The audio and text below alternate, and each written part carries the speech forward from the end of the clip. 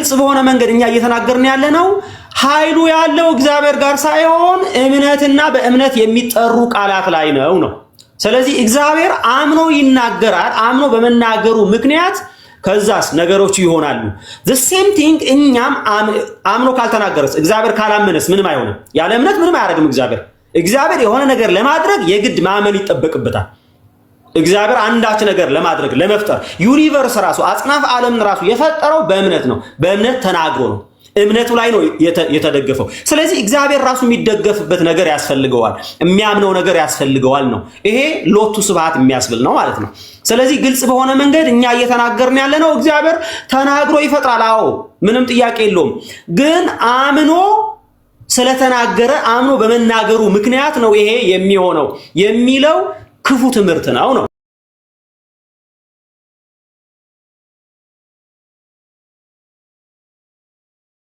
ሙሌም ፈቃደኛ ሆኖ እኔም ይሄንን እንትን ወስጄ ለሁላችን መማማሪያ የሚሆነውን ነገር እንዲፈጠር ለሌላም ጊዜ እንዲህ አይነት ነገር ሰዎች እንዲያደርጉ ጥሩ ተመክሮም ይሆናል ብዬ ስለማምን ሙሌን በጣም አመሰግናለሁ። ከዚህ በኋላ ላሉን ጊዜ በነፃነት የምታምነውን ነገር እንዴት እንደምናደርግ እኔ የመጀመሪያ ስለሆነ አንተ ታውቃለህ ምን ማድረግ እንዳለብን። ስለ ሰዓት ስለ ደቂቃ አንተ ትነግረናለህ። ከሙሌም ሳይድ ከኔም ሳይድ ያላችሁትን ሁላችሁንም አመሰግናለሁ። ቴንኪዩ ሙሌ፣ አንተም በል እንግዲህ።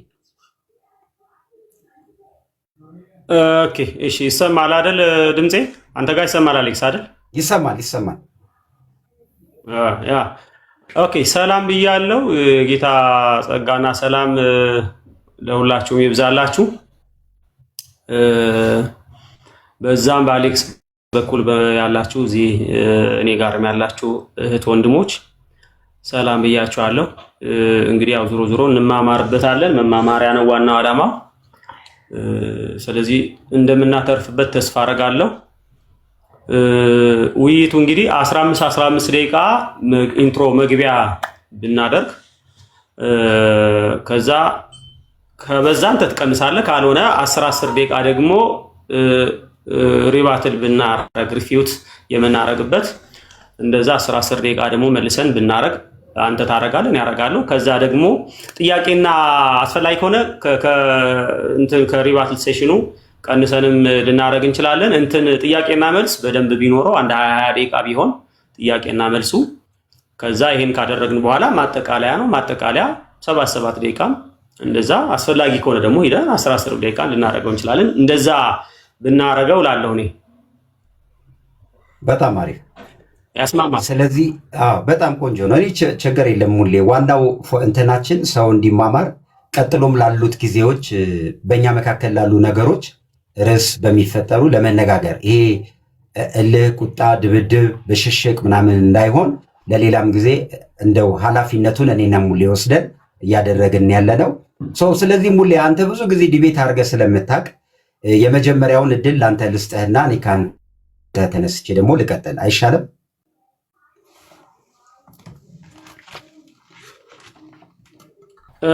ይቻላል። እኔ አሁን ምንድነው የምናደርገው ምንድነው እኔ ከጀመርኩኝ ማጠቃለያውም መጨረሻ ላይ እኔ ያደርጋለሁ ማለት ነው። ጥያቄና መልሱን መልስ በኋላ ሁለቱ ያሉትን ሴሽን ደግሞ አንተ ትቀድማለህ። ጥያቄና መልሱ አንተ ጠይቀኛለህ፣ ማጠቃለያውም አንተ ትቀድማለህ። እንደዛ እናደርጋለን። እኔ አሁን እጀምራለሁ። ይቻላል አይደል? ሰዓታችንን እኛው ነው ሰዓት ምን ይዘው ነው ላይ ትጽፋለህ። የቱ ይሻላል? ሰዓት እዚህም ስለሚታይ ከዚሁ እንትን አድርገን እንጀምረዋለን ማለት ነው። ስለዚህ ሬዲ ስንሆን ነው እንትን የምናደርገው። ሬዲ ስንሆን ምን እናደርጋለን? ሰዓቱን እናስጀምራለን ማለት ነው። እዛ ሬዲ ነኝ ትላለህ። አንተም የምታቀርባቸው ማስረጃዎች የምታደርጋቸው ነገሮችን ከያዝክ በኋላ ሬዲ ነኝ ትላለህ። ሰዓት ማስጀመር እንችላለን። ስለዚህ ቀላል ነው የሚሆነው 15 ደቂቃ። አሁን ምናልባት ለእንትን እንዲመችህ እኔ አክቹሊ በወርድ ኦፍ ፌዝ በአጠቃላይ ወርድ ኦፍ ፌዝ በሚለው ነገር ላይ እሄዳለሁ። አንተ ግን ሙሉ ለሙሉ የወርድ ኦፍ ፌዝ ምናልባት እምነቱን አለመቀበል ነገር ካለ የኔን አስቀድሜ ያሳውቃለሁ ካልክ እድሉን ሰጣለሁ። አይ በቃ ዝም ብለህ ወርድ ኦፍ ፌዝ በሚለው አንተ ሄድበት ካልከኝ ደግሞ እኔ ቀድሜ ሄዳለሁ ማለት ነው። ጀምርበት፣ ችግር የለውም። ልጀምር፣ በቃ ይቻላል። ስለዚህ ከ16 ነው ያለው። አሁን ላውርደውና ማስረጃ እንደዚህ ፍሊፕ አድርጌ ገልብጬ ስለሆነ ካሜራ ማሳየው ላውርድና እንትን ላርግ። እሺ 16 ነው ያለው። 17 አድርገህ ያዝልኝ እስከማወርደው ምን እስከምል ማለት ነው። እሺ ልጀምር። አስቀድሜ ጸሎት ላድርግ አጭር ሰከንድና ልጀምር። እግዚአብሔር አምላካችን ሆይ በጌታ በኢየሱስ ክርስቶስ ስም ስለ ፍጹም ምሕረትህ ስለ ፍቅርህ እግዚአብሔር ሆይ በእውነት አንተ እግዚአብሔር ሆይ ከድቅድቅ ጨለማ ወደሚደነቅ ብርሃን ስለጠራህን እናመሰግንሃለን። ክብር ሁሉ ለአንተ ይሁን። አምላካችንና አባታችን ቅዱስ እግዚአብሔር ሆይ በጌታ በኢየሱስ ክርስቶስ ስም ይሄ የምንነጋገረውን ነገር ለአንተ ክብር፣ ለሌሎቹ ደግሞ መታነጽ፣ ለእኛ ጥቅም እንዲሆን በጌታ በኢየሱስ ክርስቶስ ስም እንለምንሃለን። እግዚአብሔር አምላካችን እግዚአብሔር አባታችን ሆይ በጌታ በኢየሱስ ክርስቶስ ስም እውነት ሁሉ እግዚአብሔር ሆይ የተገለጠ እንዲሆንና ሰዎች እግዚአብሔር ሆይ አንተ የገለጥከውን ካንተ የመጣውን እውነት እግዚአብሔር ሆይ እንዲቀበሉ እንዲያዩ አይኖቻቸው እንዲገለጥ እግዚአብሔር ሆይ አንተ እንድትረዳቸው በኢየሱስ እንጸልያለን። ይሄንን ደግሞ እግዚአብሔር ሆይ በአንተ ፈቃድ በአንተ ሐሳብ እግዚአብሔር ሆይ እንደ ፈቃድህ እንዲሆን በኢየሱስ እለምንሃለሁ። ስለ ሁሉ ክብር ላንተ ይሁን። እርዳኝ በጌታ በኢየሱስ ክርስቶስ ስም። ሁላችንም እርዳን በኢየሱስ ክርስቶስ ስም አሜን። ኦኬ እሺ። ስለዚህ አሁን እንግዲህ ስለ ወርድ ኦፍ ፌዝ አንዳንድ ሐሳቦች እዚህ ለመናገር እሞክራለሁ። የወርድ ኦፍ ፌዝ ትልቁ ችግር ነው ብዬ ማምነው እኔ በጣም ከትልቁ ነው የሚጀምረው። በጣም ከትልቁ ማለት ነው። በጣም ከትልቁ ነው የሚጀምረው። እግዚአብሔር በእምነት ላይ ይደገፋል ብለው ነው የሚያስቡት። ስለዚህ እግዚአብሔርም እንደ እኛ አማኝ እንደሆነና በእምነት ላይ እንደሚደገፍ እግዚአብሔር የሚያደርገውን ነገር በሙሉ በእምነት ነው። ያለ እምነት እግዚአብሔር አንዳች ነገር ማድረግ እንደማይችል ነው የሚናገረው ማለት ነው። ስለዚህ ትልቁ የወርድ ኦፍ ፌዝ ትልቁ ችግር ምንድነው? ነገረ እግዚአብሔር ላይ ማለት ነው። ነገረ እግዚአብሔር ላይ እግዚአብሔር ራሱን እንደምንድን ነው የሚቆጥረው? በራሱ ሁሉን ቻይ፣ ሁሉን አድራጊ፣ ሁሉን ፈጣሪ፣ ሁሉን ሰሪ፣ ሁሉን የሚያበጅ ሳይሆን እምነት ላይ ዲፌንድ የሚያደርግና እነዛ የሚናገራቸውን ቃላቶች በእምነት ተናግሮ እነዛ የተናገራቸው ነገሮችን በእምነት በመናገሩ ምክንያት እንደሚሰራ እንደሚፈጥር እንጂ እምነት ከሌለው ምንም ሊያደርግ እንደማይችል ነው የሚናገረው። እሱን ማስረጃ አቀርባለሁ አሁን። ስለዚህ ትልቁ ነገር የእግዚአብሔርን ሁሉን ቻይነት፣ የእግዚአብሔርን ሁሉን አዋቂነት፣ የእግዚአብሔርን ማንነትን በጣም ምን የሚያደርግ ነው ማለት ነው፣ የሚክድ ነው ማለት ነው። ስለዚህ እሱን ብቻ አይደለም ዲቫይን ሲምፕሊሲቲንም ምን የሚያደርግ ነው፣ የሚክድ ነው ማለት ነው። የሚክድ ነው ማለት ነው። እግዚአብሔር እምነት አለው ብሎ ነው የሚጀምረው። ስለዚህ ትልቁ ነገር እሱ ነው። ቀጥሎ ምንድን ነው የሚለው? እግዚአብሔር እምነት አለው ብቻ አይደለም፣ እኛም እንደ እግዚአብሔር ያለ እምነት አለን። ስለዚህ እግዚአብሔር አምኖ ሲናገር እንደሚሆንለት በተመሳሳይ ሁኔታ ምን ያደርጋል ማለት ነው። እኛም አምነን የተናገርነውን ነገር ምን ማድረግ መፍጠር ይችላል ብለው ያምናሉ ማለት ነው።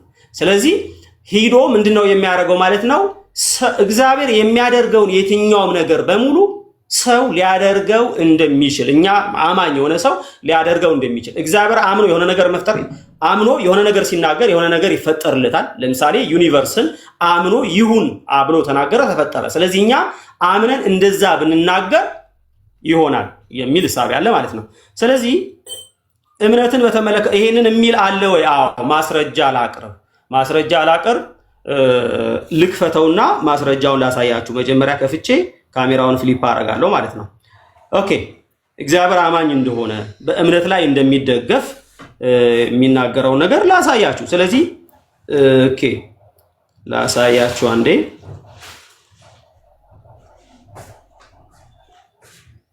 ኦኬ ሶሪ፣ ማስረጃውን ቀድሜ ባዘጋጀው ጥሩ ነበረ። ላሳያችሁ ዓለማትን ሁሉ ፍጥረትን ሁሉ በእምነት እንደተፈጠረ። ኦኬ ላሳያችሁ ካሜራውን ፊሊፕ አድርጌ ደቂቃውን ያው አንተ እየያዝክ ነው ብዬ ነው አሌክስ። ኦኬ ካሜራ እንዴት ፊሊፕ እንደሚደረግ ግን ኦኬ የስላይ ነው ፊሊፕ ማረገው ካሜራ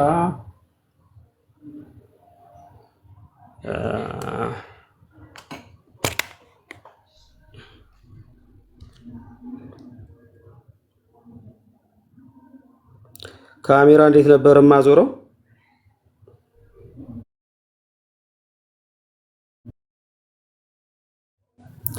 መጀመሪያ ካሜራውን ልዝጋው። ኦኬ ይታያል አይደል?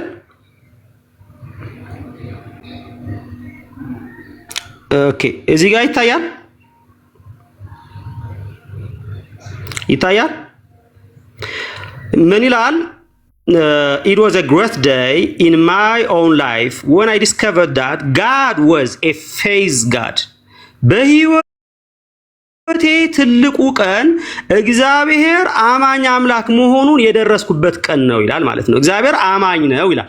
እግዚአብሔር አማኝ ብቻ ነው አይደለም የሚለው ባይዘው ወይ በህይወቴ ምን አለ? It was a great day in my own life when I discovered that God was a faith God. እግዚአብሔር አማኝ አምላክ መሆኑን ሳውቅ ነው አለ። ከዛስ ቀጥሎ ምንድነው የሚለው?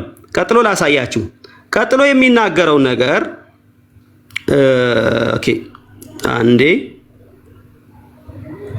ኦኬ ምን አለ? ይኸው እዚህ ጋር ተመልከቱ በደንብ።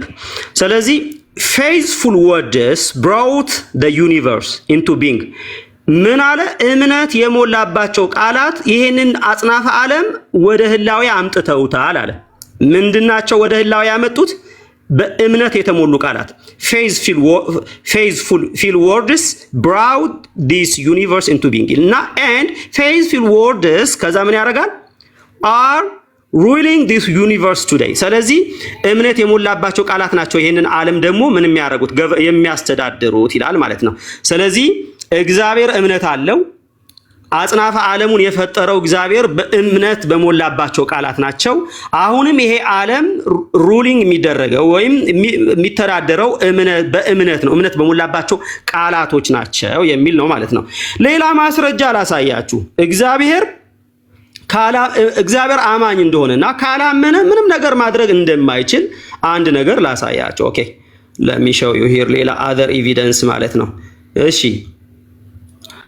ሌላ ምን የሚል ላሳያችሁ? እዚህ ጋር ላሳያችሁ ወገኖቼ፣ አንድ ነገር ላሳያችሁ። ኦኬ come on ኦኬ እዚህ ጋር ይታያችኋል። እንዴት ነው የሚታየው ወገኖቼ? እዚህ ጋር ይሄ ይታያል። ከርሰሯ ያለችበት ይታያል አይታይም?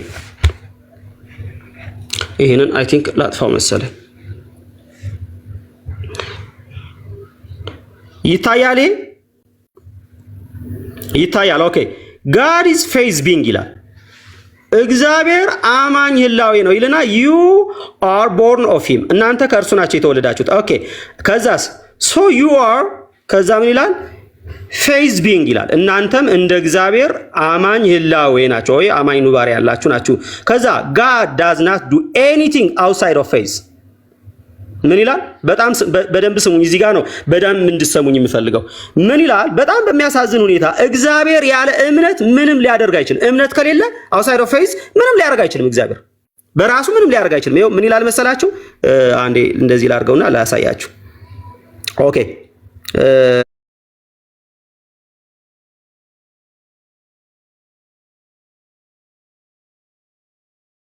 God here God does not do anything outside of faith ይላል። ታያለ ይሄ። ከዛስ ቀጥሎ ምንድነው የሚለው? ቀጥሎ with his faith living on you ከነ እምነቱ እግዚአብሔር ከነ እምነቱ እናንተ ጋራ ይኖራል ይልና you are to operate the same way እናንተም እግዚአብሔር አማኝ አምላክ ነው። እናንተም አማኝ ናችሁ፣ እምነት ያላችሁ ናችሁ። ስለዚህ እግዚአብሔር ያለ እምነት ምንም ማድረግ አይችልም። እግዚአብሔር ከነ እምነቱ እናንተ ጋር አድሯል። እናንተ ምን ማድረግ ትችላላችሁ? እንደሱ እግዚአብሔር እንዳደረገው። እግዚአብሔር ቅድም አድርጓል፣ ዩኒቨርስ ፈጥሯል ማለት ነው። ሌላ በጣም አደገኛ የሆነ ነገር ላሳይ። ባይ ዘ ወይ እነዚህ ሰዎች የሚያደርጉትን ነገር አንድ ነገር ላሳያችሁ ማለት ነው። ሌላ ነገር ምንድነው? ኢቭን ለድህነትም ወዳጆቼ እግዚአብሔር እግዚአብሔር ሰዎችን ከሚያድንበት መንገድ በበለጠ እነሱ እንደሚያድኑ ይናገራል ማለት ነው። ምንድነው የሚሉት? በጣም በሚያሳዝን ሁኔታ ሰው አሁን ኬኔት የሚለውን ነው ማሳያችሁ። ሰውን ራሱ ለማዳን ወንጌል መስበክ፣ መጸለይ፣ የእግዚአብሔር ፍቃድ መጠየቅ አያስፈልግም የሚል እምነት ነው ያለው። ስለዚህ ሰውን በቃ መዳን አለብህ ብሎ ብቻ መጥራት ብቻ በቂ ነው። በቃ ድነቱን ማወጅ ብቻ በቂ ነው። ስለዚህ መዳን በእናንተ እጅ ነው ያለው። የሆነ ሰው ማዳን ብትፈልጉ እናንተ በቃ መዳን ላሳያችሁ። እንዲሁም ለምን አላሳያችሁም? the believers authority የሚለውን የኬኔት ሃጌን መጽሐፍ ላይ ላሳያችሁ። ይሄ መጽሐፍ ላይ ማለት ነው ምን እንደሚል በጣም በሚያሳዝን ሁኔታ ምን እንደሚል ላሳያችሁ። ይሄ ክፍል ማለት ነው። ኦኬ ቆይ ላሳያችሁ አንዴ። ፔጅ 29 ምን እንደሚል ላሳያችሁ። በጣም በሚያሳዝን ሁኔታ ኬኔት ሃጌን የሚለውን ላሳያችሁ። ኦኬ 29 ሶሪ እንግዲህ ኦኬ 29 እዚህ ጋር ላሳያችሁ። እዚህ ጋር ይታያል አይደለ? I had been praying for my brothers ይላል for my brothers salvations for many years ስለ ወንድሜ ድህነት ብዙ ጊዜ ጸልይ ነበረ ይላል። ስለምኑ? ስለ ወንድሙ ድህነት። he was what you would call the black sheep of the family የቤተሰቡ ጥቁር በግ፣ ዝም ብሎ ያው እንደዚህ ዝም ብሎ በከንካና ሰው እንደማለት ነው። ጥቁር በግ ነው አለና ከዛ ምን አለ? in spite of my prayer ምንም እንኳን ብጸልይም he seemed to get worse instead of better ስለዚህ እንዲሁም እየባሰበት ሄደ። እንኳን ሊሻለው እንዲሁም እየባሰበት ሄደ ስጸልይ አለ። ስለ ወንድሙ ድህነት ነው። በደንብ ስሙኝ ወገኖቼ። ከዛስ ምን አለ? I always had a prayer አለ። ከዛ ሁሌ እጸልያለሁ ምን እንዲያደርገው? God save him እግዚአብሔር ሆይ አድነው እያለ ይጸልያል ማለት ነው። እግዚአብሔር ሆይ ምን አድርገው? አድነው እያለ ይጸልያል ሁሌ ማለት ነው። ከዛስ I had even fasted ስጾምም ነበር አለ። መጸለይ ብቻ ሳይሆን ስጾም ነበር አለ። ከዛ ቀጥሎ ምን አለ? it was a point to slip back into prayer this way ሁሌ እንደዚህ ሲጸልይ እንደነበረ። ከዛ but after the Lord እግዚአብሔር እንደዚህ ካለው በኋላ ቻሌንጅ ማለት እግዚአብሔር ከተፈታተነ በኋላ ቻሌንጅ ሚ to do something about it አንድ ነገር አድርግ። after አንድ ነገር እንዳደርግ ቻሌንጅ ካደረገው በኋላ አንድ ነገር አድርግ እንጂ ያለው እግዚአብሔር ማለት ነው። አንድ ነገር አድርጋል። ከዛስ በኋላ ምን አለ? ተመልከቱ። after he told me I had the authority ስልጣን እንዳለኝ ከነገረኝ በኋላ ከዛ ምን አለ? ስልጣን እንዳለኝ ከነገረኝ በኋላ ኦኬ ያ ሂር ይታያል አይደል? በደንብ በኢየሱስ ክርስቶስም አንዳች ነገር የማድረግ ስልጣን እንዳለኝ ከነገረኝ በኋላ I break the power of ምን አለ? the power of the devil over my brother's life በወንድሜ ህይወት ላይ የሰይጣንን ቀንበር ሰበርኩኝ ይላል። and I claim his salvationን ደግሞ ምን አደረኩኝ? ክሌም አደረኩኝ፣ አወጅኩኝ ይላል። ከዛ በኋላ ምን ተፈጠረ? በደንብ ስሙኝ። ከዛስ ወንድሜን በቃ ድኗል አልኩ። I gave the order ትእዛዝ ሰጠውኝ አለ። ወንድሜ ድኗል አለና ትእዛዝ ሰጠ። ለማን ትእዛዝ እንደሚሰጥ እግዚአብሔር ይወቀው። I gave the order ከዛስ I didn't keep saying it or praying it መጸለይና ማለትን አቆምኩኝ አለ። ከዛስ when king gives an order ንጉስ ትእዛዝ ሲሰጥ he knows it's going to be carried out እንደሚሆን ያውቃል አለ። ንጉስ ትእዛዝ ሲሰጥ እንደሚሆን ያውቃልና በቃ አለቀ አልኩኝ አለ። መጸለዩ ምናምኑ አቆመና በቃ ትእዛዝ ብቻ ሰጠ ማለት ወንድሜ ይዳን ብሎ ትእዛዝ ሰጠ ማለት ነው። ስለዚህ ንጉስ ነው፣ ራሱ እንደ ንጉስ ነው የሚቆጥረው። ስለዚህ ንጉስ ትእዛዝ ከሰጠ ደግሞ ከመሆን ውጭ ሌላ አማራጭ የለም አለ። ከዛ አስቀጥሎ በደንብ ስሙ። ከዛ የሚለውን ነገር ስሙ። ይኸውላችሁ ከዛ እዚህ ጋር ነኝ አይደለ? ኦኬ ያ ቀጥሎም እንደሚል the devil tried to tell me my brother never would be saved ሰይጣን ወንድም አይድንም ብሎ ይነግረኛል አለ። ወንድሜ እንደማይድን ይነግረኛል but I shut my mind off and started laughing አለ። አይምሮዬን ዘግቼ መሳቅ ብቻ ቀጠልኩኝ አለ። I said ከዛ ምን አለ? I don't think but I don't think he will be saved ይድናል ብዬ አይደለም የማስበው I know it አውቀዋለሁ አለ። ከዛ I took the name of Jesus and broke ከዛ ምን ኢየሱስ ክርስቶስ ማልኩና ሰበርኩ። ምን ነው የሰበረው? የሰይጣንን ማለት ነው። your power over him and claimed his deliverance and salvation ስለዚህ ነፃ መውጣቱንና መዳኑን አውጃለሁ። ያንተን አቅም ግን ሰብሬያለሁ። ከዛ I want my way whistling አለ። እያፏጨውኝ ሄድኩኝ አለ። እያፏጨውኝ ሄድኩኝ አለ። ከዛስ within 10 days በ10 ቀናት my brother was saved ወንድሜ ዳነ። the word works አለ። ስለዚህ ቃሉ ይሰራል አለ ማለት ነው። ሰዓት ያለቀ 15 ደቂቃ አይደል ያልከኝ? 15 ደቂቃ ይኸው አልቋል። እሺ ቀጥል። በቃ አንተ ቀጥል። እሺ ሰዓቱን አንተ ያዘው። እኔ ከ33 ሲል እንጀምራለን ማለት ነው። እንደምታውቁት ነው እንግዲህ። እሺ ሙሌ ያስተካክለውና ሙሌ እንትን ሆኖብሃል፣ ጨልሞብሃል።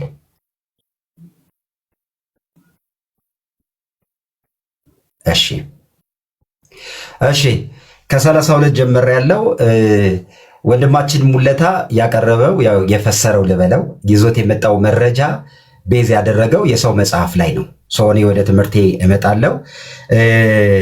እኔ መነሻ ሐሳብ የመማማሪያ እንትናችን ትምህርታችን ወርድ ኦፍ ፌዝ ነው። የአማርኛው የእምነት ቃል የሚል ነው።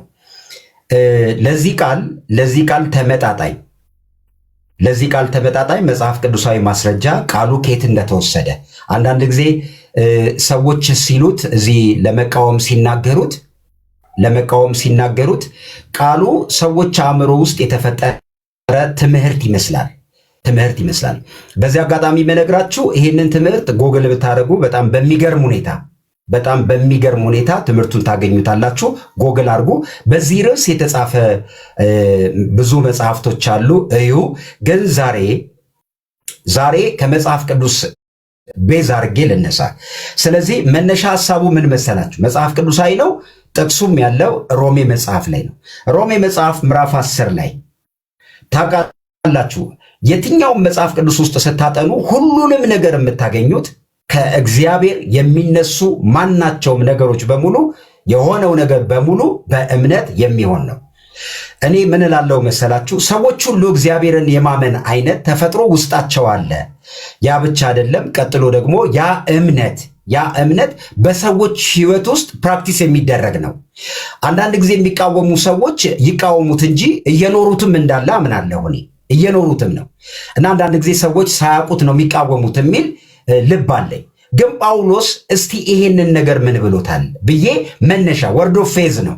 የአማርኛው መጽሐፍ ላይ ሮሜ መጽሐፍ ምዕራፍ 10 ላይ እንደዚህ የሚል ቃል አለ። ምን ይላል መሰላችሁ? ሮሜ መጽሐፍ ምዕራፍ 10 ቁጥር 8 ነገር ግን ምን ይላል? በአፍህ በልብህ ሆኖ ቃሉ ቀርቧል፣ ይህም የምንሰብከው የእምነት ቃል ነው። ወሰናት ማለት ነው። ይህም የምንሰብከው የእምነት ቃል ነው። ብዙ ጊዜ ወንድሞችና እህቶች የሚሰብኩት የእምነት ቃል ነው። እንዲሁም እምነትን ተቀበሉ፣ እምነት ስጦታ ነው፣ እምነት በእናንተ ውስጥ አለ ይባላል። እንዴት? መነሻ ሐሳቡ የሁሉም ሰው ጳውሎስ የተናገረው ቃል ነው። ምን የሚለው ነው? ይህም የምንሰብከው የእምነት ቃል ነው። ስለዚህ መነሻ ሐሳባችን ምንድን ነው? የሚሰበከው የትኛውም ቃል በሙሉ መነሻ ሐሳቡ ሮሜ 8:8 ላይ ነው። ምን ይላል መሰላችሁ? ኢየሱስ ጌታ እንደሆነ በአፍህ ብትመሰክር እግዚአብሔርም ከሙታን እንዳስነሳው በልብህ ብታምን ትድናለህ። ለዚህ ጥቅስ ተመጣጣኝ ኢየሱስ ጌታ እንደሆነ በአፍህ ብትመሰክር፣ በኋላ ማብራሪያ እሰጣለሁ። ወርድ ኦፍ ፌዝ አንዱ ቤዝ የሚያደርገው ንግግር ላይ ነው። ምን? በልብህ አምነህ በአፍህ ብትናገር፣ ኮንፌስ ብታረግ። ስለዚህ እዚህ በጣም ብዙ ሰዎች ኮንፊስ ያደርጋሉ፣ ይናገራሉ የእግዚአብሔርን ቃል። መነሻ ሐሳባቸው ምንድነው? የእግዚአብሔር ቃል፣ ይህም የምንሰብከው የእምነት ቃል ነው። ለምሳሌ እኔ እያደረግኩ ያለሁት ነገር ምንድነው? አሁን በዚህ ሰዓት የእምነት ቃል እየነገርኳችሁ ነው። ምን እንድታደርጉ? እንድታምኑት። መንፈሳዊ ዓለም በቃል ሆኖ የቀረበ ስለሆነ ለእኛ እግዚአብሔር የእምነት ቃልን የሰበከን። ስለዚህ መነሻ ቃል ይሄ ነው። ሁለተኛ ዘፍጥረት መጽሐፍ ምዕራፍ 1 ላይ እንዲህ የሚል ቃል አለ። ዘፍጥረት መጽሐፍ ምዕራፍ 1 ቁጥር 27 ላሳያችሁ። ያው መረጃ የእግዚአብሔር ቃል ነው። በኋላ ጠንከር ብሎ ሲመጣ እኔ ቤዛ አላረግም። ሰዎች በመጻፉት መጽሐፍ ላይ እንደምታውቁት ነው። ሰዎች ይሳሳቱ፣ መልካምም ነገር ይጽፋሉ። ኦፍኮርስ ግን እስቲ እዚህ ላይ ቆመን የእግዚአብሔር ቃል ላይ ቆመን እንፈትሽ። እስቲ እንደዚህ የሚለውን ነገር ልንገራችሁ። ምን ይላል መሰላችሁ? እሺ እንደዚህ ይላል ዘፍጥረት መጽሐፍ ምዕራፍ 1 በመጀመሪያ እግዚአብሔር ሰማይና ምድርን ፈጠረ። ቀጥሎ ምን ይላል? ምድርም ባዶ ነበረች፣ አንዳችም አልነበረባትም፣ ጨለማም በጥልቁ ላይ ነበር፣ የእግዚአብሔርን መንፈስ በውሃ ላይ ሰፍኖ ነበር። እግዚአብሔርም ብርሃን ይሁን አለ። እግዚአብሔር አባታችን የሚናገር አምላክ ነው። ይኸውላችሁ ዘፍጥረት መጽሐፍ ምዕራፍ 1 ላይ እግዚአብሔርም አለ። ስለዚህ የእግዚአብሔር ማንነት ውስጥ ባህሪው አንዱ ተናጋሪ አምላክ ነው ማለት ነው። አያችሁ፣ ቅድም ወንድማችን ሙሌ ምን አለ? እነሱ የእግዚአብሔር ባህሪ አለን ብለው ይናገራል እግዚአብሔር፣ እኛም እንናገራለን አለ። መነሻ ቃሉ ምን መሰላችሁ? ስለዚህ መረጃ የእግዚአብሔር ቃል ይዤ የመጣሁት መጽሐፍ ቅዱስ እግዚአብሔር በፍጥረት ውስጥ ካለው አንዱ ባህሪው ምንድን ነው ሲባል መናገር ነው። ጋይስ መናገር ነው አይደል? ይኸውላችሁ ልበላችሁ፣ እግዚአብሔርም ብርሃን ይሁን አለ፣ ብርሃን ሆነ። እግዚአብሔርም ብርሃኑን መልካም እንደሆነ አየ። እግዚአብሔር ይናገራል፣ ያያል። ሲናገር ምን ሆነ? ይኸውላችሁ እግዚአብሔርም ብርሃንና ጨለማን ለየ። እግዚአብሔርም ብርሃኑን ቀን ብሎ ጠራው፣ ጨለማን ሌሊት አለው። ማታም ሆነ ጠዋትም ሆነ አንድ ቀን። እግዚአብሔር በውኆችና በውኆች መካከል ጠፈር ይሁን፣ በውሃና በውሃ መካከል ይከፈል አለ። እግዚአብሔር ምን የሚያደርግ አምላክ ነው? የሚናገር። ሲናገር ምን የሚሆን ነው? የሚፈጠር። ስለዚህ ከእግዚአብሔር ባህሪ ስትነሱ እግዚአብሔር የሚናገር አምላክ ነው። ይሄው መጽሐፍ ቅዱስ እግዚአብሔር ተናገረ። በእግዚአብሔር ማንነት ውስጥ አንዱ ባህሪው መናገር ነው። ስለዚህ እዚሁ ዘፍጥረት ላይ ምን የሚል ቃል አለ? ቁጥር 6 ቁጥር 7 እግዚአብሔርም ጠፍርን አደረገ፣ ከጠፍር በታች ከጠፈርም በላይ ያሉትን ውኆች ለየ። እንዲህም ሆነ እግዚአብሔር ጠፍርን ሰማይ ብሎ ጠራው። ጠራውን እንዳትረሱ፣ ጠራው። እግዚአብሔር ምን የሚያደርግ አምላክ ነው? የሚጣራ ነው። ቀጥሎስ እግዚአብሔር ምን የሚያደርግ አምላክ ነው? የሚናገር ነው አለ። ስለዚህ እግዚአብሔር እንደዚህ ይላል፣ እግዚአብሔርም ከሰማይ በታች ያለውን ውሃ በአንድ ስፍራ ይሰብሰብ፣ የብሱም ይገለጥ አለ። እግዚአብሔር አለ፣ ተናገረ፣ ጠራ የሚል ቃል ታገኛላችሁ። መነሻ ሐሳባችን የሮሜው ላይ እግዚአብሔር በነ ጳውሎስ መገለጥና ትምህርት ውስጥ ያየናቸው ነገር እኛ የምንሰብከው የእምነት ቃል ነው። ስለዚህ ወንጌል ምን የያዘ ነው ሲባል የእምነት ቃል ይሰበካል። የእግዚአብሔር ቃል ውስጥ አንደኛው ጳውሎስ ያስቀመጠው የሮሜ 10:8 የምንሰብክላችሁ የእምነት ቃል ነው። ሙሌ ያለው አንደኛው እኛ ስንናገር የሚለው ቃል አለ። እኛ በመፈጠር ውስጥ የተገኘው አንዱ ከእግዚአብሔር የሆነው ባህሪ መለኮት የሚሆን ማንነት፣ እኛ ሰው ተደርጎ በተፈጠረው ማንነት ውስጥ የእግዚአብሔርን ባህሪ ተካፍለናል ብለን እናምናለን። ያ ማለት ምን ማለት መሰላችሁ? እግዚአብሔር ነን የሚባል አስተምህሮ ሳይሆን ሰው ሲፈጠር ማንን ይመስላል ስትሉ ራሱን እግዚአብሔርን ይመስላል። ይመስላል ማለት ምን ማለት ነው? እግዚአብሔር ሊያረገው የሚፈልገውን ነገር በሙሉ ያደረገበትን ዊዝደም፣ ያደረገበትን ኖውሌጅ፣ ያደረገበትን ነገር በሰው ውስጥ አስቀምጧል ብለን እናምናለን። ስለዚህ ለምሳሌ ታውቃላችሁ ከስድስቱ ቀን ፍጥረት ጋር ተያይዞ የመጣው አንዱ እውቀት ምንድን ነው? ሰማይንም ምድርንም ለሰው ሰጠው ይልና እንስሶችን፣ በባህር ያሉትን ሁሉንም እንዲገዛ ለሰው ሰጠዋልና ሰውን ምን አደርጋለሁ? ግዛ አደለ? ዘፍጥረት ላይ ምን የሚል ቃል አለ? ይኸውላችሁ ቅድም ያነበብነው ላይ እንደዚህ የሚል ቃል አለ። 1:27 እንደዚህ ይላል፣ እግዚአብሔርም አለ ሰውን በመልካችን እንደ ምሳሌያችን እንፍጠር፣ የባህር አሳዎችን፣ የሰማይ ወፎችን፣ እንስሶችን፣ ምድርን ሁሉ በምድር ላይ የሚንቀሳቀሱትን ሁሉ ይግዙ። ሰው በምድር የተፈጠሩ ነገሮችን በምን ይገዛል? በጥበብ በእውቀት። ቀጥሎሳ ሰው በምድር ላይ ያለ ነገር በሙሉ ምን ያደርጋል? ይጣራል። ቀጥሎሳ ያዛል። ማንን? ፍጥረትን። ያ ባህሪ በዳግመኛ መወለድ ውስጥም በኋላ ተያይዞ የሚመጣ ነው ክርስቲያን። ስለዚህ አንደኛው ርዕሱ ምን መሰላችሁ? ርዕሱ ወርድ ኦፍ ፌዝ ነው። ወርድ ኦፍ ፌዝ የእምነት ቃል። ይሄ ባህሪ እግዚአብሔር ውስጥ ያለ ነው። ይሄም ማለት ምን ማለት ነው? እግዚአብሔር ይናገራል፣ እግዚአብሔር ይጠራል፣ እግዚአብሔር በመናገር ይፈጥራል ብለናል። ያንን ግን ሰው ሳይወድቅ በፊት እንኳን የነበረ በህይወት ስርዓት ውስጥ ያለ ነው። ስለዚህ እኔ እግዚአብሔር ቃል እዚህ የምትሰሙኝ ሰዎች መጽሐፍ ቅዱስ ማጥናት ነው፣ ማወቅ ነው፣ መረዳት ነው።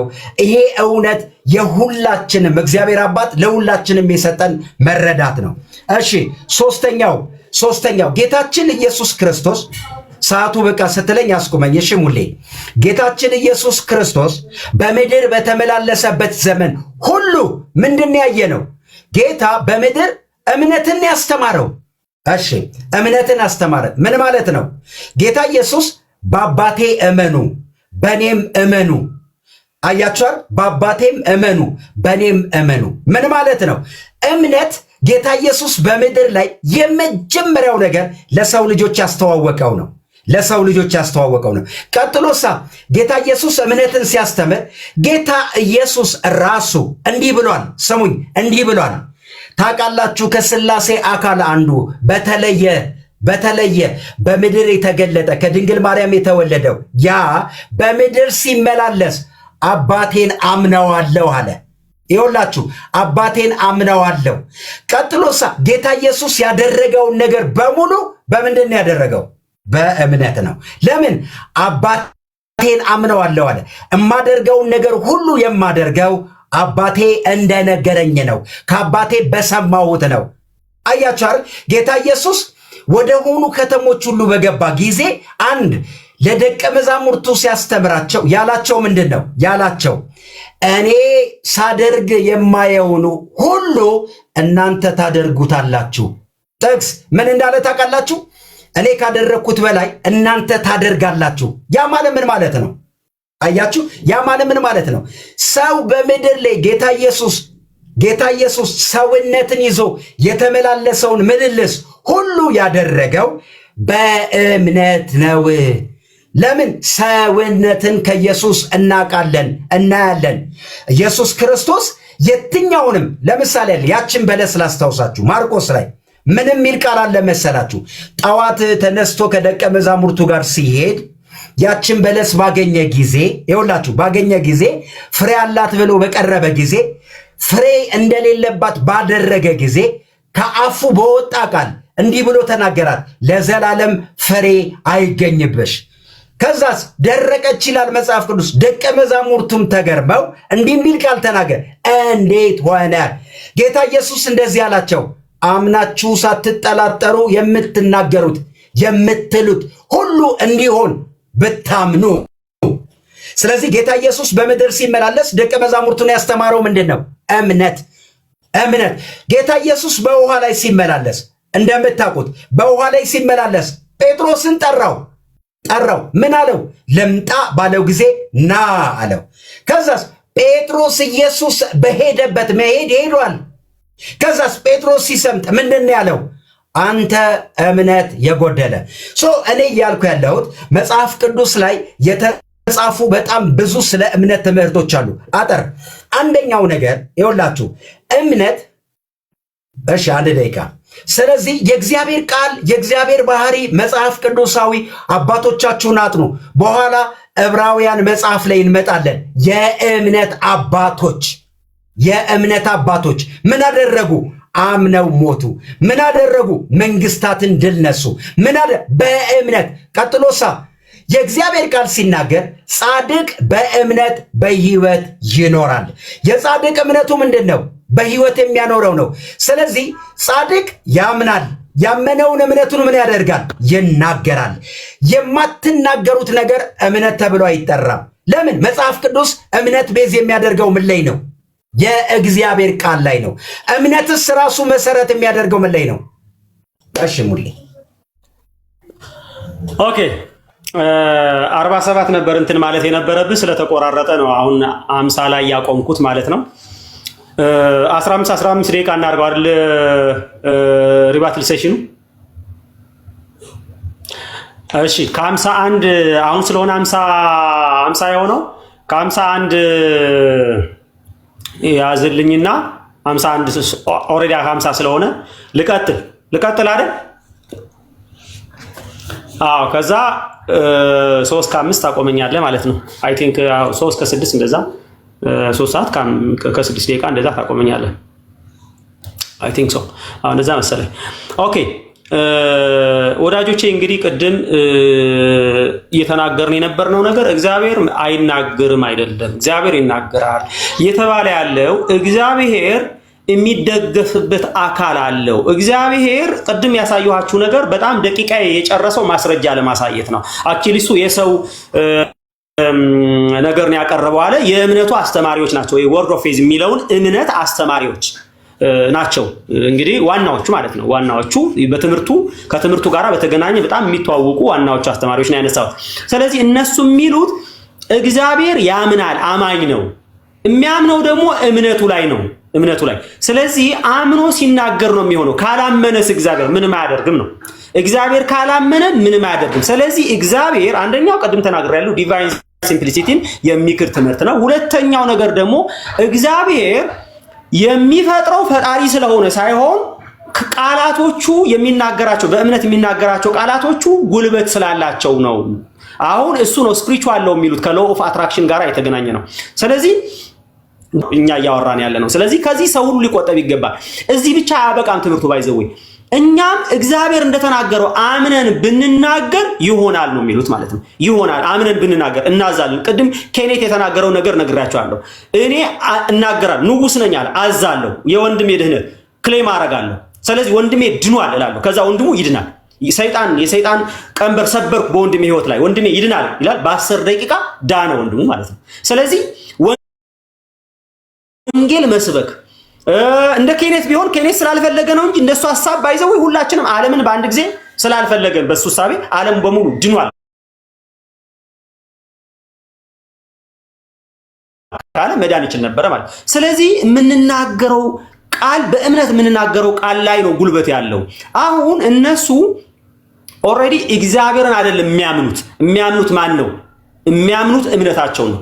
እግዚአብሔርን አይደለም የሚያምኑት ባይዘው ማን ነው የሚያምኑት ተብለው ቢጠየቁ እምነታቸውን ያምኑታል ማለት ነው። በእምነታቸው ነው እንትን የሚሆኑት ማለት። ስለዚህ አምነው ሲናገሩ እግዚአብሔር ያደርጋሉ ማለት ነው። ስለዚህ ግልጽ ቃል በቃል የሚናገሩት የእግዚአብሔር ቃል ሲናገር እግዚአብሔር የተናገረውን ነገር እኔም ከተናገርኩት ያው ነው። ለዚህ አንድ ቪዲዮ ላሰማችሁ ማለት ነው። አንድ ሰው ላሰማችሁ አንድ ቪዲዮ ማለት ነው። ምን እንደሚል ስሙ። በደንብ ቪዲዮውን ጨምሬ እንትን ላድርግላችሁ ላሰማችሁ። አፍ ሲነገር እኩል ነው። የእግዚአብሔር ቃል ስሙ። እግዚአብሔር ቃል በእግዚአብሔር አፍ ሲነገርና በእኔ አፍ ሲነገር እኩል ነው። የእግዚአብሔር ቃል በእግዚአብሔር አፍ ሲነገርና በእኔ አፍ ሲነገር እኩል ነው። ተመሳሳይ አመንኩ፣ ስለዚህም ተናገርኩ ተብሎ እንደተጻፈ እግዚአብሔር የተናገረውን ቃል ሳመን የተናገረው መልሼ ስናገር እኔ ላይ ሰራ። ምን በወጣኝ ሰይጣን ያለው ምለው ደካማ ነኝ። ተመልከቱ። የእግዚአብሔር ቃልና የእግዚአብሔር ቃል በእኔም ሲነገር በእግዚአብሔርም ሲነገር እኩል ነው አለ።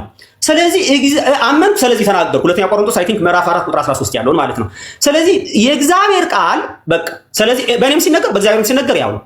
እግዚአብሔር ብሎ ዓለምን አምጥቷል ብሎ ነገሮችን ካለመኖር ወደ መኖር አምጥቷል። እኔም ከተናገርኩት ይሆናል።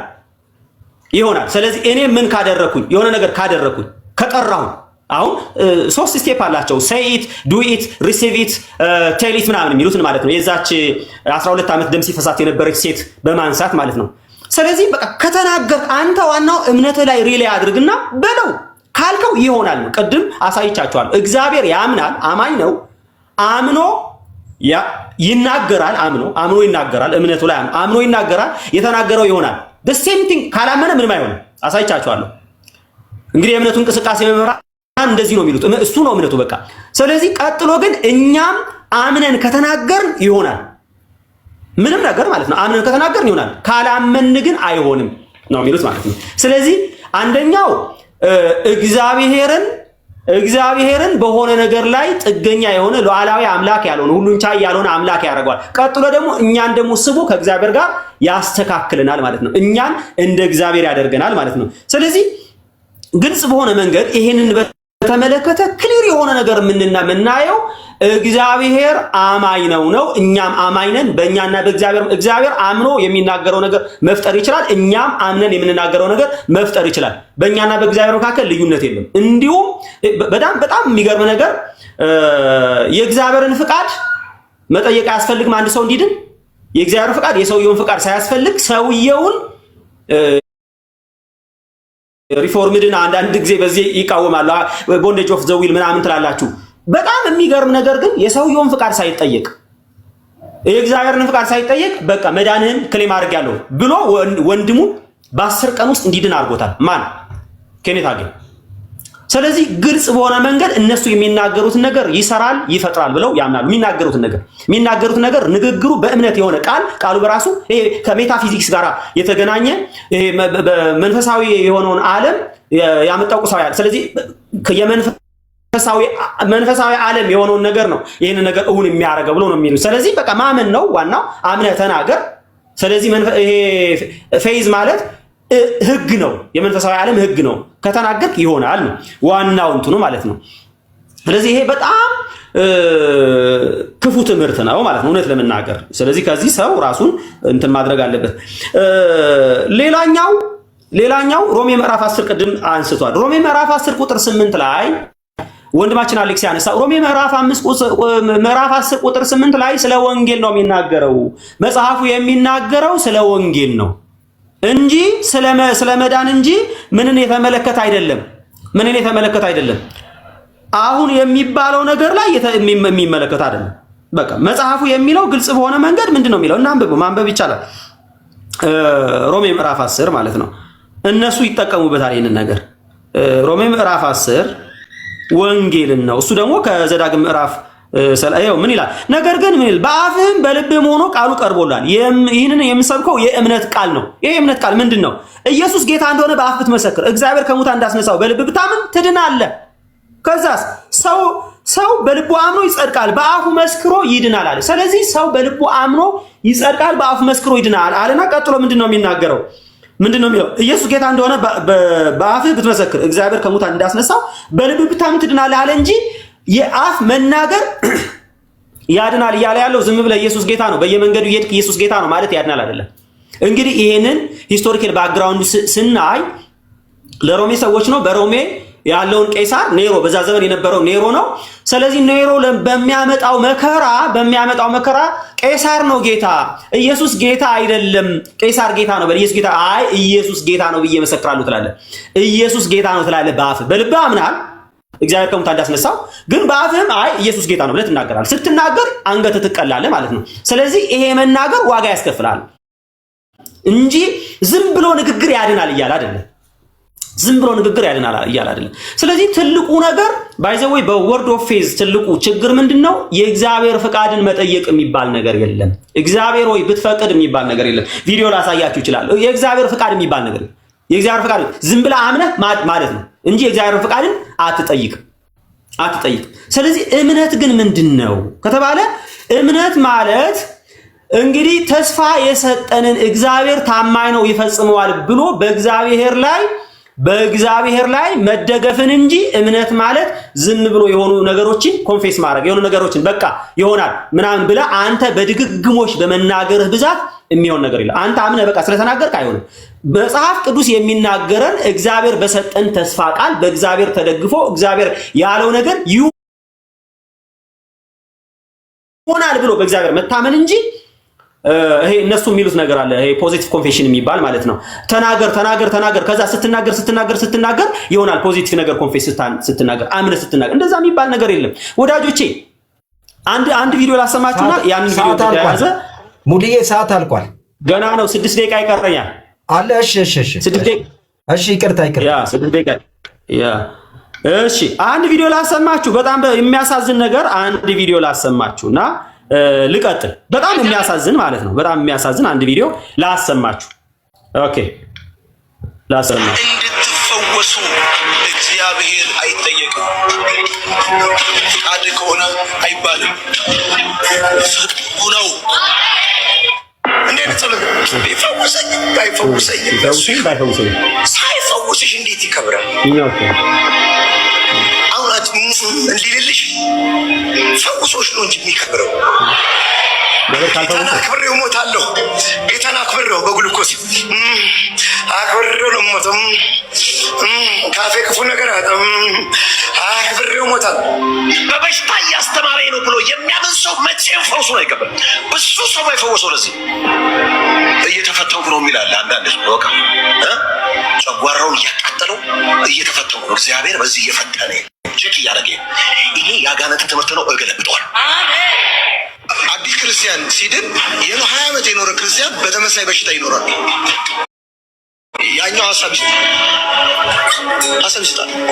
ነገር ሁሉ ለበጎ ነው የሚለው እንዴ መሰለ። አሁን ምኑ ነው ለበጎ? እየተቃጠልክ እያረርክ የሰው ፊት እያየ ምኑ ነው ለበጎ? ምኑ ነው ለበጎ? እግዚአብሔር እንድንፈወሰውን ዓላማው ምን እንድናደርገው? በጤና እንድንኖር። ምን ታዲያ ሃይማኖተኛ ትሆናለህ? እግዚአብሔር በበሽታ ያስተምረኛል ትላለህ። 66ቱ ነው። በጣም እንግዲህ ተመልከቱ። እንግዲህ እነዚህ ሰዎች የሚናገሩትን ነገር በደንብ ስሙልኝ። አንደኛ ለፈውስ እግዚአብሔር መጠየቅ አያስፈልግም። ፈቃድህ ከሆነ አይባልም ለእግዚአብሔር። ስለዚህ ፈቃድህ ከሆነ የሚባል ነገር የለም። ከዛ ሌላኛው ደግሞ የሚናገረው የእግዚአብሔር በህመምህ እግዚአብሔርን አታከብርም ይላል። እግዚአብሔርን አታከብሮም። ታመህ እንዴት እግዚአብሔርን ታመሰግነዋለህ? ምን ይላል? ከተፈወስክ በኋላ ነው እንጂ ከታመምክ ለምን እግዚአብሔርን ታከብረዋለህ? ከዛ በህመም እግዚአብሔር አያስተምርም ይላል ማለት ነው። በህመም እግዚአብሔር አያስተምርም ይላል። ምን ነው ይሄ ለበጎ ይላል። በሽታ ምን ነው ለበጎ? ችግር ምን ነው ለበጎ? በጣም በሚገርም ሁኔታ ግን እምነት እነዚህ ሰዎች የሚረዱትና መጽሐፍ ቅዱስ እምነት የሚለውን ነገር ፈጽሞ ለየቅል ነው። መጽሐፍ ቅዱሳችን እምነት የሚነግረን በሰይፍ ስለት ከሰይፍ ስለት ያመለጡትን የአንበሳ ጉድጓድ የዘጉትን እሱ በእግዚአብሔር ላይ ባይዘወይ በእግዚአብሔር ላይ ተደግፈው እግዚአብሔር ይችላል። እንግዲህ 3 ደቂቅ ምንድነው? ከዚህ ከሚነደው እሳት እግዚአብሔር ያድነናል። ባድነንም እንኳን ለዚህ ላቆምከው ምስል አንሰግድም ብለው ገቡ። እግዚአብሔር ላይ ታመኑ። እግዚአብሔር አዳናቸው። ዳንኤልን ከአንበሳ ጉድጓድ እግዚአብሔር አስመለጠው። እና እነ ኢሳይያስ እምነት ጎሏቸው ነው በመጋዝ የተሰነጠቁት። እነ ሐዋርያው ጳውሎስ በሰይፍ የተቀሉት፣ እነ ጴጥሮስ ተዘቅዝቀው የተሰቀሉት እምነት ጎሏቸው ነው። ስለዚህ እነዚህ ሰዎች እምነት የሚሉት ድል መንሳቱን ብቻ ነው እንጂ በእምነት ውስጥ ድል መንሳት አለ። ሁለቱም ድል መንሳት ነው። ባይዘወይ ብትሞትም ማለት ነው።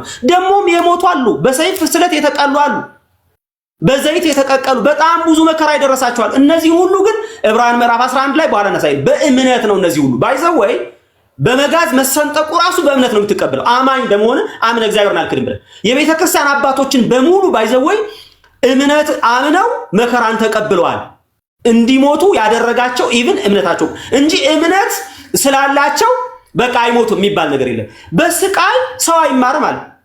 አንድ ሙሉ መጽሐፍ እየካደ ነው ኢዮብ የሚባል የኢዮብ መጽሐፍ ሙሉ ለሙሉ መጽሐፉ በሙሉ ስለምንድን ነው የሚያወራው? እግዚአብሔር በመከራ እንዴት እንደሚያስተምር ነው እያሳያለሁ። ኢዮብን ግን ክደውታል ማለት ነው። ስለዚህ እግዚአብሔር በመከራ ለበጎ አይደለም። እግዚአብሔር አንድም ለማስተማር አንድም ደግሞ ልጆችን ለመቅጣት በሽታ ያመጣም ነው እያላለ። ስለዚህ እግዚአብሔር ታመህ ማክበር አትችልም። ስለዚህ ለማክበር ሁሌ ባለጠጋ ሁሌ ጤነኛ መሆን አለበት እግዚአብሔር ለማክበር። ስለዚህ አሁን አልጋ ላይ ያሉ ሰዎችን እግዚአብሔር ማክበር የለባቸው፣ እግዚአብሔር ተመስገን ማለት የለባቸው፣ እግዚአብሔርን ማመስገን የለባቸው። እንዴት ግልኮዝ አድርገህ እግዚአብሔርን ታከብራለህ? እንዴት እግዚአብሔርን ታመሰግናለህ? እንዴት የሆነ ችግር እያለ አካል ጉዳተኛ ሆነ እንዴት እግዚአብሔርን ታከብራለህ? እንዴት የጤና እክል እያለ እግዚአብሔርን ታከብራለህ? እግዚአብሔር ለማክበር እግዚአብሔር ለማመስገን ፕሪኮንዲሽን አለው። ምን መሆን አለብህ? ጤነኛ መሆን አለብህ። ጤነኛ መሆን አለብህ። ስለዚህ ሀብታም መሆን አለብህ፣ ባለጠጋ መሆን አለብህ። ድሃ ሆነህ የሰው ፊት እያየ የተቸገርክ ምን መሆን እግዚአብሔርን አታከብረው። ባለጠጋ መሆን አለብህ። ባጀትህ ሲሞላ ጓዳ ደልደል ሲል ነው እንጂ እግዚአብሔርን የምታከብረው። ድሃ ሆነህ እንደኔ አይነቱ ሰው እግዚአብሔርን መቼም አያከብርም። ወዳጆች መቼም ቢሆን እኔ እግዚአብሔር ላከብር አልችልም። ለምን? ለማክበር ብዙ ለማማረር ለማጉረምረም እግዚአብሔርን በእግዚአብሔር ፊት የሆነ ነገር ለመናገር ብዙ ምክንያት አለኝ እንደነሱ ከሆነ። ስለዚህ እኔ እግዚአብሔር ለማመስገን ባለጠጋ መሆን ካለብኝ ምናልባትም እግዚአብሔር ሳላመሰግን ሊሞት ይችላል ማለት ነው። አብዛኛው ኢትዮጵያዊ ምናልባትም እግዚአብሔር ሳያመሰግን ሊሞት ይችላል ማለት ነው። ማለት በድሎት ከሆነ በምቾት ከሆነ እግዚአብሔርን ማመስገን እግዚአብሔርን ማክበር ማለት ነው። አንዴ ቃል። ስለዚህ እግዚአብሔርን ለማመስገን ባለጠጋ መሆን፣ እግዚአብሔርን ለማመስገን ጤነኛ መሆን የግድ ከሆነ እግዚአብሔርን የሚያመሰግኑት ጤና ያላቸው ራስ ያመመ ቁርጥማት የተሰማ ወገብ እንትን ያለ ሁሉ እግዚአብሔርን አታመሰግንም ማለት ነው ነው። ቀጥል አሌክስ፣ ጨርሻለሁ።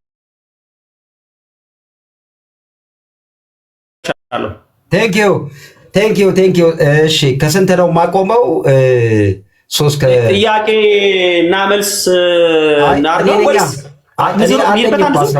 ሁለቴ ሄድክ እኮ እኔ አንዴ መሄድ አለብኝ። እሺ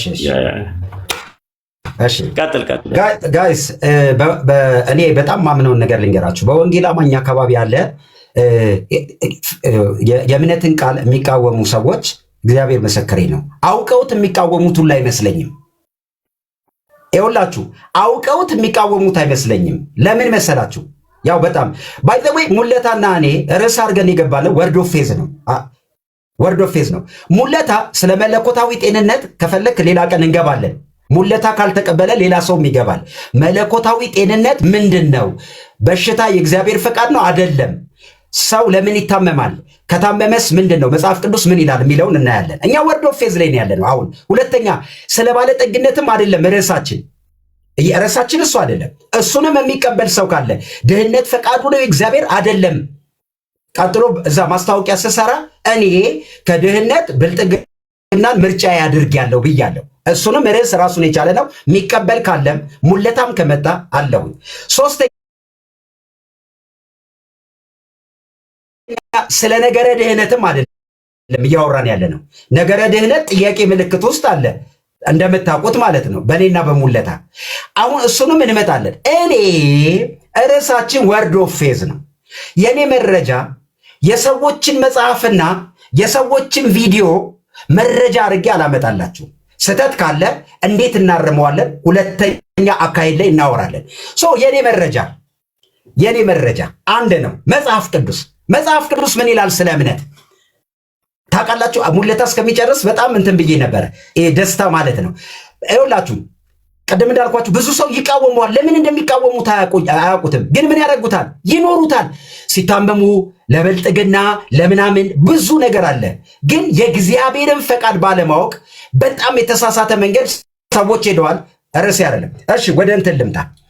አንደኛው ሙግቴ እግዚአብሔር ፍጥረትን ሲፈጥር ብዬ አሳይቻችኋለሁ። ተናግሯል ነው፣ ትቀበላላችሁ፣ ግዴታ ነው። ሁለተኛ እግዚአብሔር የተናጋሪነቱ ማንነቱ ነው ብያቸዋለሁ። ሁለተኛ ወደኛ ስታመጡት እኛ በእምነት ቃል ነው ወንጌል የሚሰበከው ብለናል። መሰረታችን የእግዚአብሔር ቃል ላይ የለም እኮ ነው። እነሱ የሚሉት ምን መሰላችሁ? ውንጀላው ወርድ ኦፍ ፌዝ ከጥልቅ ነው፣ ከአጋንንት ነው፣ ስህተት ነው ምናምን። ግዴታ ምን ማለት መሰለ? ካለማወቅ ጋር በተያያዘ የሚነገሩ ቃሎችን እንዳታምኑ። እሺ እዚህ ያላችሁ ሰዎች አሌክስ ወዴት እንምጣ? ብዙ ጊዜ ትጠይቁኛላችሁ። ወዴት? እምነትን ወደሚሰብኩ ሰዎች። እምነት ምንድን ነው? ጻድቅ በህይወት የሚኖርበት ስርዓት ነው። መጽሐፍ ቅዱስ ሙሉ ማለት ነው ስለ እምነት ነው የሚወራው። ስለ እምነት በብሉይ ኪዳን የእስራኤል ህዝብ ከግብፅ ወጥቶ ይኸውላችሁ ከግብፅ ወጥቶ ወደ ከነዓን ሲገባ እግዚአብሔር እንደዚህ አላቸው፣ ከነዓንን ትወርሳላችሁ። ስሙኛ በእናታችሁ፣ ከነዓንን ትወርሳላችሁ፣ የምትወርሱት ግን ከእናንተ 12 ሰላዮችን መልምሉ አለ እግዚአብሔር። ሙሴ 12 ሰው መለመለ።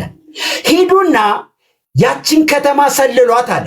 ከሰለላችሁ በኋላ መጥታችሁ ለእኛ ንገሩ፣ ለአባቶቻችን እግዚአብሔር የነገረንን ከተማ ሄደው ከተማዋን ሰልለው ሲመጡ ይኸውላችሁ ሲመጡ ከ12ቱ 10ሩ ለሕዝቡ ሮንግ ኮንፌሽን ተናገሩ ይላል። ስሙኝ፣ ሮንግ ኮንፌሽን።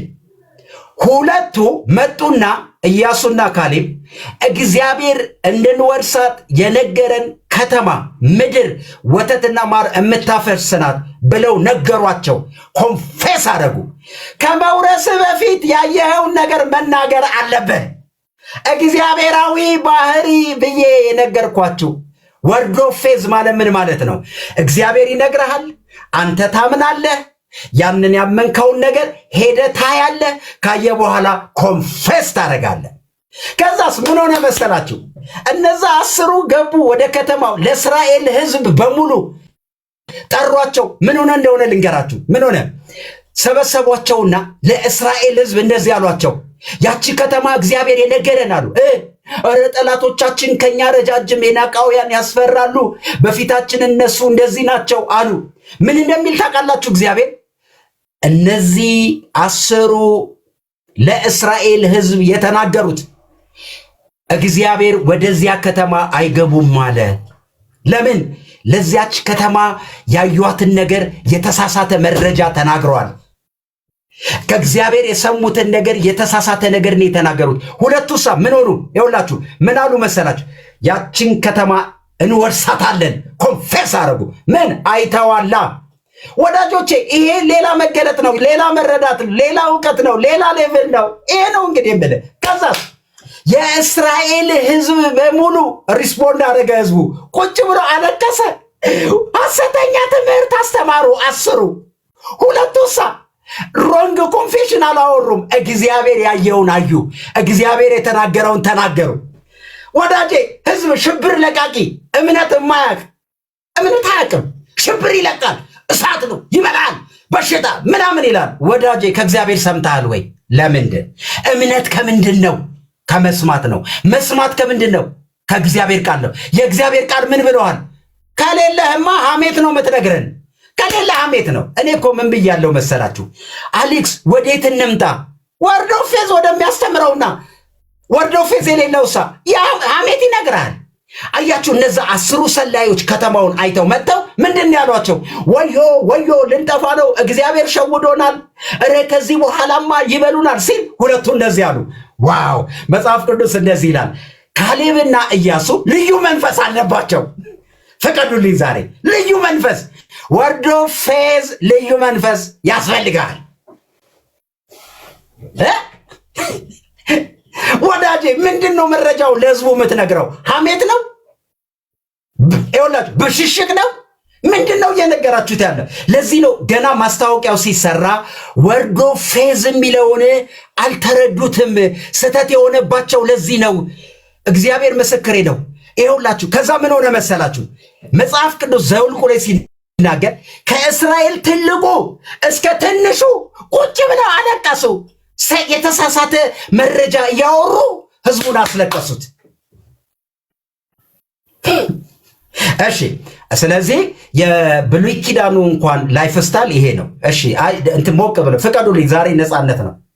ዛሬ ታዲያ ምን ሆነ መሰላችሁ? ኢያሱና ካሌብ ልዩ መንፈስ ስላላቸው አለ እግዚአብሔር ይወርሳሉ። ምን ብለዋል? ተናግረዋል። እንዴት? እግዚአብሔር የተናገረውን አምነዋል። የእስራኤል ሕዝብ በምድረ በዳ እባብና ጊንጥ የበላው ባለማመኑ ምክንያት ነው። ይኸውላችሁ ባለማመኑ ምክንያት ነው። እሺ እኔ አንድ ነገር ልበል ወደ ሰዓቴ። ይኸውላችሁ ዮሐንስ 17 ዮሐንስ ወንጌል መጽሐፍ ምዕራፍ 17 ቶሎ ብዬ ልናገር። ዮሐንስ ወንጌል መረጃ የእግዚአብሔር ቃል ጋይስ፣ መረጃ የእግዚአብሔር ቃል። ቴንክ ዩ ጊፍት የምትሰጡ ሰዎች ቴንክ ዩ። እንደዚህ ይላል 17:1 ኢየሱስም ይህን ተናግሮ ወደ ሰማይ ዓይኖቹን አነሳና እንዲህ አለ፣ አባት ሆይ ሰዓቱ ደርሷል። ልጅህ ያከብርህ ዘንድ በሥጋ ሁሉ ላይ ስልጣን ሰጠኸው። ለሰጠኸውም ሁሉ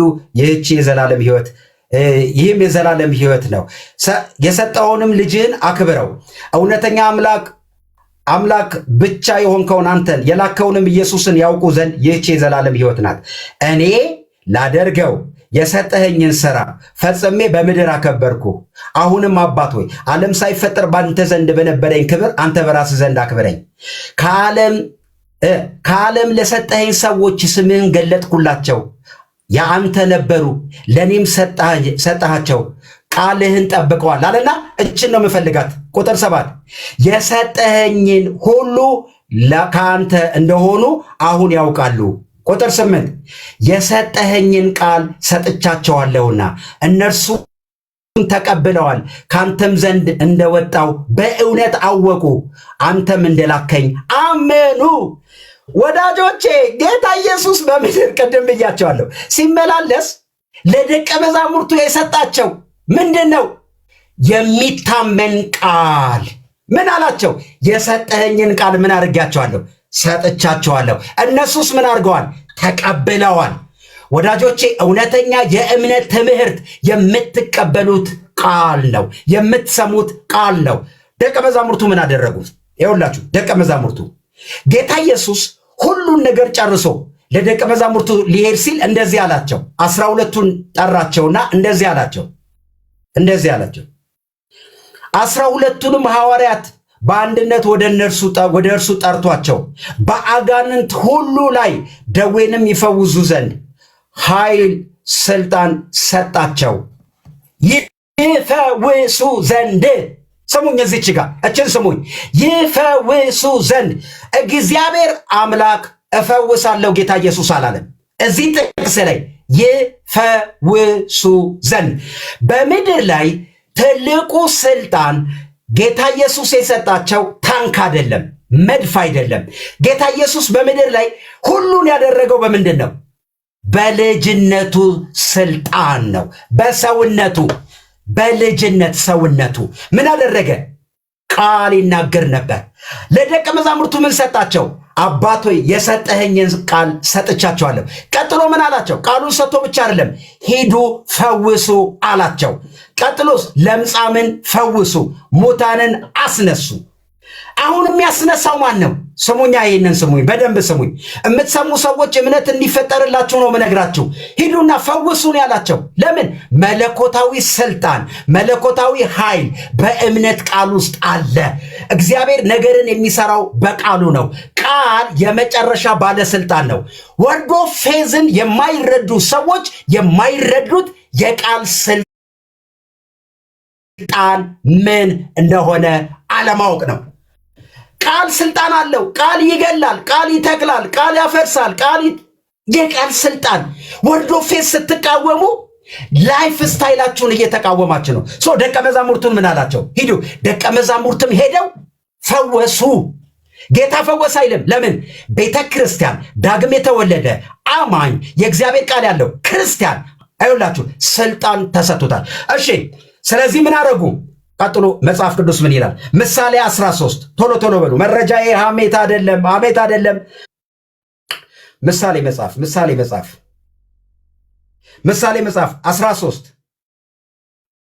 ምሳሌ መጽሐፍ ምዕራፍ 13 ቁጥር 2 ባለ አእምሮ 13 ባለ አእምሮ ልጅ የአባቱን ተግሳጽ ይሰማል፣ ፌዘኛ ግን ተግሳጽን አይሰማም። ሰው ከአፉ ፍሬ መልካምን ይበላል። ከአፉ ፍሬ ዋት ዩ ሴይ ምን ትላለ ያን ትሆነዋለህ። ስለዚህ ከአፍ ፍሬ ምንድን ነው የሚወጣው? እኔ ጨምዳዳ፣ እኔ አልችልም፣ እኔ ደካማ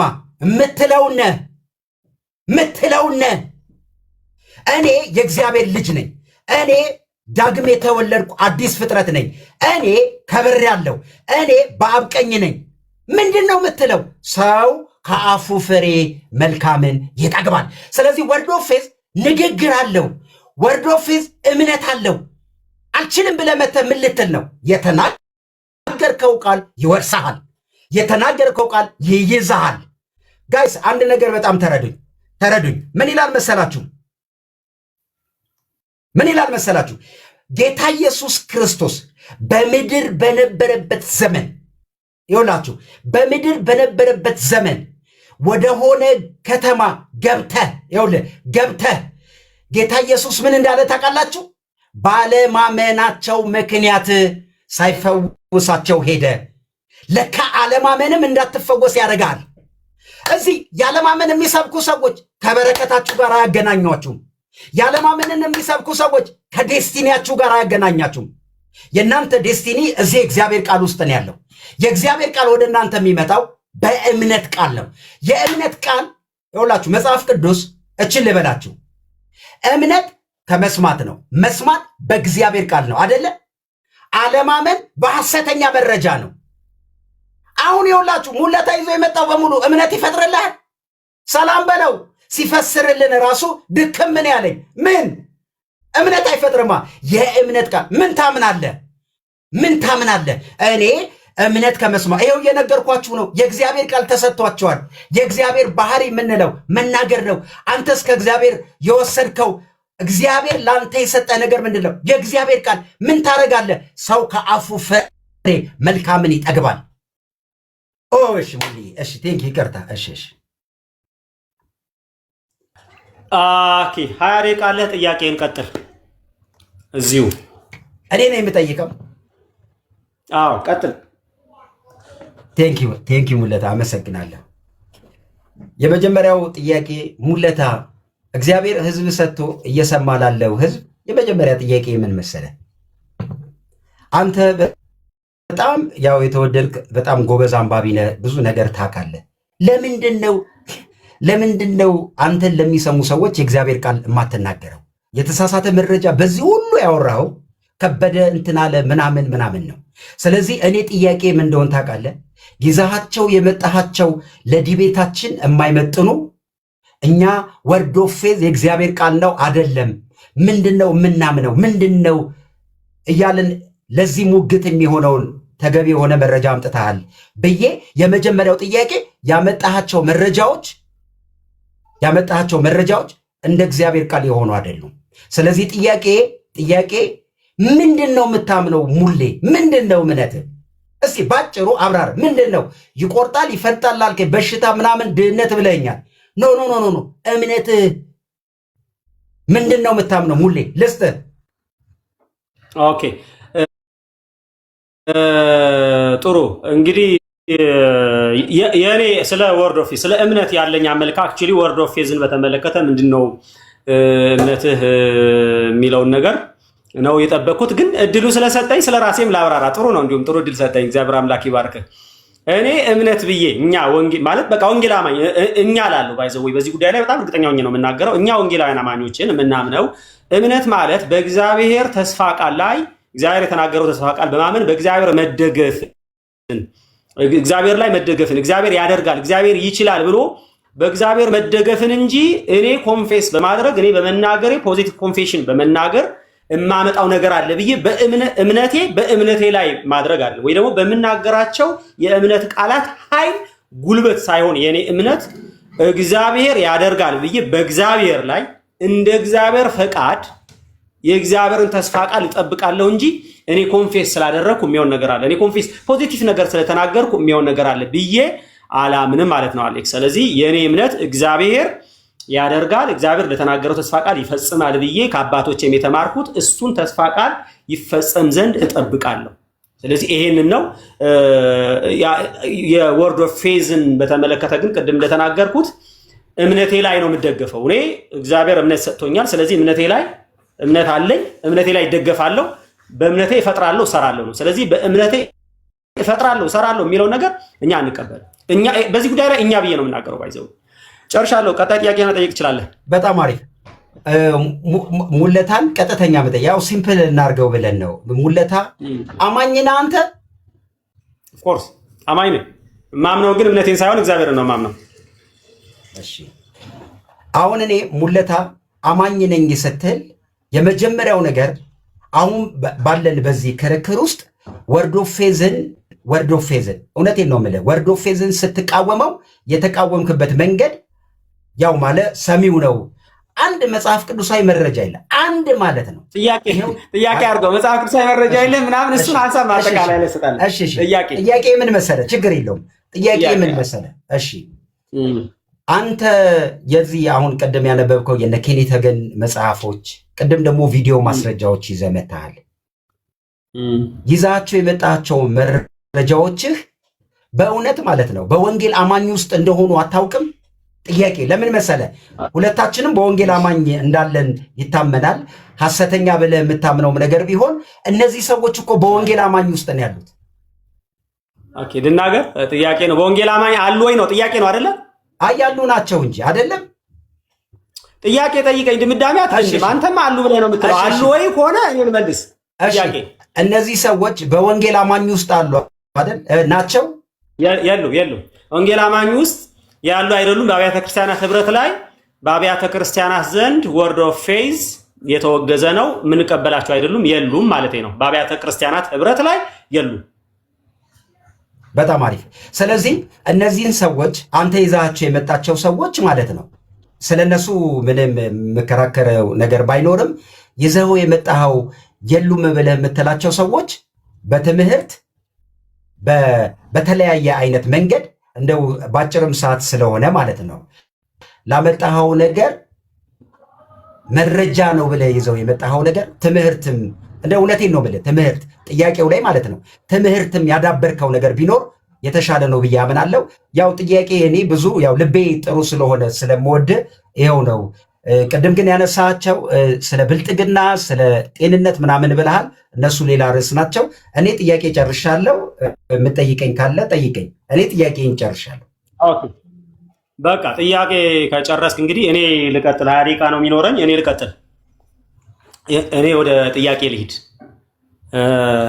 ብዙ ያው ልጠይቀኝ አልፈለክም። አሳዝኜ ይሁን አላውቅም። ኦኬ ጥያቄ ቅድም መጨረሻ ላይ ካነሳቸው ነገሮችን ነው የምነሳው እና ምሳሌ 13 ቁጥር 2 ላይ የቃልህን ፍሬ ምን አልክ መሰለህ? ሰው ከአፉ ፍሬ መልካምን ይበላል አልክና ሰው ከአፉ ፍሬ መልካምን ይበላል ማለት ምን ማለት ነው? ማለት ኮንፌስ በማድረግ ኮንፌሽንን የሚያሳይ ነው። ኮንፌስ በማድረግ ፖዚቲቭ ኮንፌሽን በመናገሩ ምክንያት አንዳች ነገር ያገኛል ማለት ነው።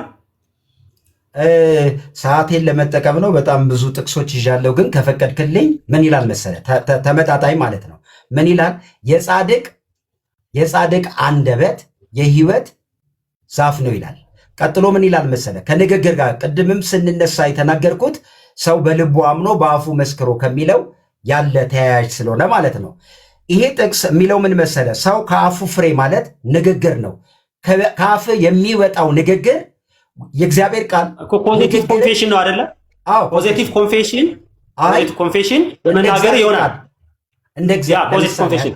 ኦኬ ጥሩ። መጽሐፉ ግን እንደዛ አይደለም የሚያሳየው። ቁጥር 3ን አንብበዋል። ቁጥር 3 ምን ይላል መሰለ? ቁጥር 3ን አንብበውና ምን ይኸው ላንብብልህ። ቁጥር 3 እሺ አንብብ። ቁጥር 3 ምን ይላል? አፉን የሚጠብቅ ማለት ከንግግር ይኸውልህ፣ አፉን የሚጠብቅ ነፍሱን ይጠብቃል። ቀጥሎ ምን ይላል? ከንፈሩን የሚያሞጠሙጥ ግን ጥፋት። ማሞጥሞጥ ማለት መናገር ነው። አፍን መከልከል ማለት የተሳሳተ ንግግር መናገር። እሺ ቀጥል። ኦኬ ስለዚህ አፉን የሚጠብቅ ነፍሱን ይጠብቃል። ከንፈሩን የሚያሞጠሙጥ ግን ጥፋትን ያገኛል። ማሞጥሞጥን በአፍህ በመናገር ክፉ ነገር ስትናገር በለፈለፉ በአፍ ይጠፉ እንደሚለው ክፉ ነገር አፍን ከጠበቅ ሪስፔክት ትደረጋለህ፣ ትከበራለህ። መልካም ነገር ከተናገርክ ክፉ ነገር ከተናገርክ ግን ክፉ ነገር ከተናገርክ ወይም ከንፈርን ካሞጠመጥክ ግን ምን ታገኛለህ ነው የሚለው? ጥፋትን ያገኛል አለ። ስለዚህ መልካም ነገር መናገር ከጥፋት ይጠብቃል። ኢንኬዝ ማለት ምናት ነው? ሰውን ዲስሪስፔክት አለማድረግ፣ የሰውን ድንበር አልፋ አለመንካት። ከንፈርን ካሞጠሞጥክ ግን ጥፋት ያገኛል አለ። ከንፈርን ማሞጥሞጥ ማለት ፖዚቲቭ ኮንፌሽን አለማድረግ ማለት ነው እንዴ? መጽሐፍ ቅዱስ ጳውሎስ ሲናገር ከአፋችሁ የስንፍና ቃል አይውጣ፣ ቀጥተኛ ቃል ማለት ነው። ከአፋችሁ የስንፍና ቃል አይውጣ፣ ይልቁንስ ለሚሰሙት የሚያንጽ የጸጋ ቃል። ንግግር ማለት ምን ማለት ነው? ለምሳሌ እንደዚህ ተብሎ ተጽፏል። ሙልዬ ምን ይላል መሰለ? በጽዮን ያለ አጭር ስለሆነች ነው። በጽዮን ያለ እርሱ ታመምኩ አይልም። ኮንፌሽን በፈለግከው መንገድ ከደህንነት አንጻር ከመዳን አንጻር ቀጥሎሳ ከመናገር በህይወት በየትኛውም አቅጣጫ። ሶስተኛ ለሚሰሙ ሰዎች የሚያንጽ የጸጋ ቃል ተብሎ ይተረጎማል። እሱ ሌላ ነው እሱ ሌላ ጥቅስ ስለሆነ እሱ ሌላ ጥቅስ ነው። ይሄኛው ጥቅስ ግን ክፉ ነገር ባለመናገርህ ምክንያት መልካም ነገር በመናገርህ መልካም ታገኛለህ። ክፉ ነገር ስትናገር ግን ስድብን፣ ሰው ዲስሪስፔክት ስታደርግ ግን ዋጋን ታገኛለህ ማለት ነው።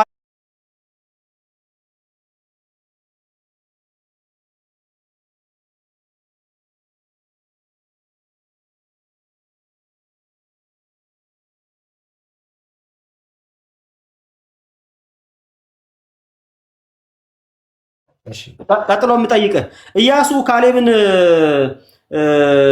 ፖዚቲቭ ኮንፌሽን ባያደርግ ኑሮ ከነዓን ወተትና ማር የምታፈልቅ ትሆን ነበረ?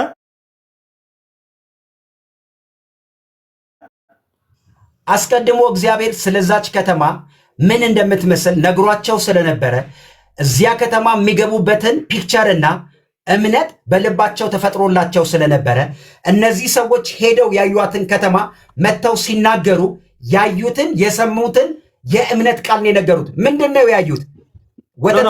የኔ ጥያቄ ምን እንደሆነ ስማኝ አሌክስ፣ የኔ ጥያቄ ምን እንደሆነ ስማኝ። ፖዚቲቭ ኮንፌሽን ባይናገር ኢያሱ ስለ ከነዓን ወተትና ማር የምታፈልቅናት ምናምን ብሎ ስለ ኮንፌሽን ባይናገር ያቺ ምድር እንደዛ ትሆን ነበር አትሆን ነበር ወይ?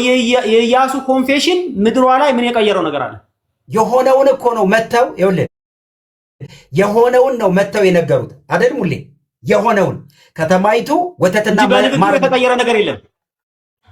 ታዲያ በንግግሩ የተቀየረ ነገር የለም። አይ እያልን ያለ ነው የዚያ የኢያሱ መጽሐፍ ኮንቴክስት ዘውልቁ ላይ ያለው የሆነውን መተው ሲነግሯቸው ባለማመን የተሳሳተ መረጃ ያወሩአሉ። አንድ የሆነውን ያዩትን አምነው የነገሯቸው ሰዎች አሉ። ስለዚህ ሁለቱ ሲለዩ የእምነት ቃል ያዩትን የተናገሩና የማያምን ትውልድ እምነት የሌላቸው ባዩት ነገር ላይ የተሳሳተ መረጃ ያወሩ ሰው እንዲህ ብዬ ልንገርና ልጨርስ። እሺ ጥያቄ ስለሆነ ነው። ምንድነው የሆነው? እምነት ማለት በአዲስ ኪዳን በክርስቶስ ተሰርቶ ባለቀ ነገር ላይ ቆመ ተፈውሻለሁ፣ ጸድቄያለሁ፣ አምኛለሁ፣ ከብሬያለሁ ምትለው ነው። እምነት የተሰራው ስራ ላይ አሌክስዬ ይኸውልህ አንዴ ምን መሰለህ ሐሳቡ የፈጠረው ለውጥ አለ። አሁን ፖዚቲቭ ኮንፌሽን ማለት የሆነ ነገር ትናገራለህ፣ ከዛ የተናገርከው ነገር ይሆናል ነው። እስካሁን ድረስ ሙለታ ፖዚቲቭ አላልኩም እኔ። የእግዚአብሔር እምነት ከምንድን ነው? እምነት ከምንድን ነው አላልኩኝም። አይ ካፌ አልወጣም። አንተ ወደ ሌላ ጥያቄሽ። እሺ ሰው መንፈስ ነው ብለህ ታምናለህ? አይ አላምንም። ተነጋግረናል። አላምንም። እሺ በእምነት ነው እግዚአብሔርስ በእምነት ነው ነገሮችን የሚፈጥረው ብለህ ታምናለህ? እግዚአብሔር ነገሮችን የፈጠረው በእምነት ነው? በዘፍጥረት ላይ እግዚአብሔር እየተናገረ የፈጠረውን ተናግሬያለሁ አይደለ? በእምነት ነው ወይ እግዚአብሔር የፈጠረው ያንን ነገር? በእምነት በመናገር እግዚአብሔር እኮ አምላክ ነው እኮ። በእምነት ነው አይደለም? አይደለም። እግዚአብሔር በእምነት አይደለም አይፈጥርም። በእምነት እንዴት ይፈጥራል? ስለዚህ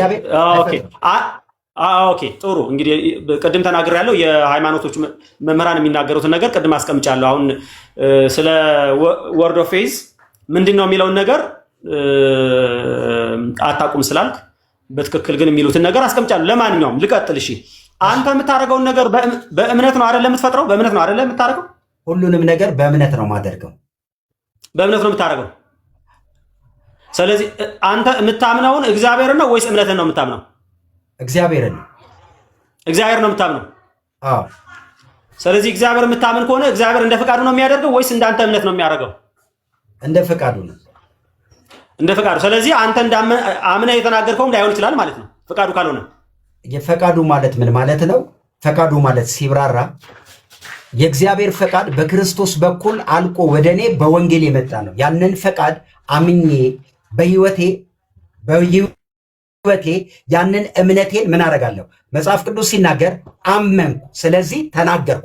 እኔ ማምነውን ነው የምናገረው ስል የራሴን አንተ አምነህ በመናገርህ ምክንያት አሌክስዬ፣ ሶሪ አንተ አምነህ በመናገርህ ምክንያት እግዚአብሔር አምነህ ስለተናገርክ ብቻ አያደርግም አይደል? ማለት ፈቃዱ ካልሆነ አያደርገውም። አምነህ ብትናገር አያደርገውም አይደል? ፈቃዱ ካልሆነ ኦልሬዲ እኮ ስለ ፈቃድ ስላነሳ እኔ የምናገረው የትኛውም ነገር በሙሉ የእግዚአብሔር ፈቃድ ስለሆነ፣ ለምሳሌ ያለ የታመመ ሰው ባገኝ የታመመ ሰው ስጸልይለት የእግዚአብሔር ፈቃድ እንዲፈወስ ስለሆነ ቅድም ያነበብኩት መጽሐፍ ላይ ሂዱ ፈውሱ ስላለ ስናገር ያ የመለኮት ቃል እኔ በምናገረው ቃል ውስጥ ይሰራል ብዬ ነው ማምነው።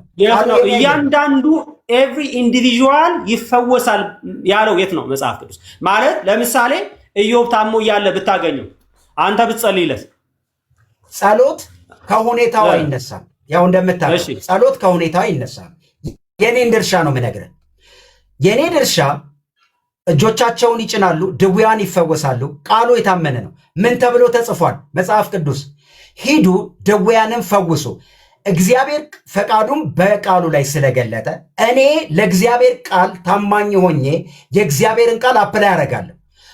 የሚቀጥለው ነገር የእግዚአብሔር ድርሻ ነው። እኔ አምናለሁ፣ እናገራለሁ። ታውቃለህ መጽሐፍ ቅዱስ ላይ ወደ ኢየሱስ ፈቃዱ ባይሆን አሌክስዬ፣ ፈቃዱ ባይሆን ያ ሰውዬ በበሽታ ሊያስተምሮ ፈልጎ አሊያም ደግሞ የሰራው ኃጢአት ስላለ ምናልባትም የቤተ ክርስቲያናት ካህናት መጥቶ ንስሐ እስኪገባ ድረስ መቆየት ካለበት የእግዚአብሔር ፈቃድ ካልሆነ አንተ ስለተናገርክ ብቻ ይድናል አይልም መጽሐፍ ቅዱስ። እንደዛ አንተ አሁን ያልከው ይላል መጽሐፍ ቅዱስ አይደለም። አይ ምንድነው መሰለ የሚለው ልንገርህ። እሺ ቀጥሎ ትላለህ፣ ጥያቄ ስለሆነ ምንድነው መሰለ የሚለው መጽሐፍ ቅዱስ ሂዱ ፈውሱ፣ ጸልዩ፣ ለቤተ ክርስቲያን ስልጣን ሰጣቸው፣ ሄደው ወጥተው ፈውሰው መጡ ነው የሚለው። ጌታ ኢየሱስም ጋር የነበረው ነገር ሁሉም ወደ እርሱ መጡ ተፈወሱ ይልና ባለማመናቸው ምክንያት ሳይፈወሱ ቀሩ። ከእግዚአብሔር አንጻር ሳይሆን ሰዎች ውስጥ ካለው እምነት ተነስተን ጌታ ኢየሱስ እንዳለው ማለት ነው። ባለማመናቸው ምክንያት አልተፈወሱም። ግን የእግዚአብሔር ቃል ምን ይላል መሰለ? የእግዚአብሔር ቃል ሂዱ ስልጣንን ሰጥቻቸዋለሁ ስለሚል አድራጊው የእግዚአብሔር ቃል ነው። እኛ የእግዚአብሔርን ቃል አምነን ነው የምናደርገው ነው። ኦኬ ጥሩ። አሁን አንተ እያንዳንዱን በሽተኛ የተባለውን ሁሉ እጅ ጭነህ ብትጸልይለት ይፈወሳል አይደል? አሁን ምንድነው መሰለ መጽሐፍ ቅዱስ ጌታ ኢየሱስን ትዝ ይልሃል? ፈቃዱን ከነገረው በኋላ እኔ ከእግዚአብሔር ፈቃድ አንጻር ነው የምነግርህ።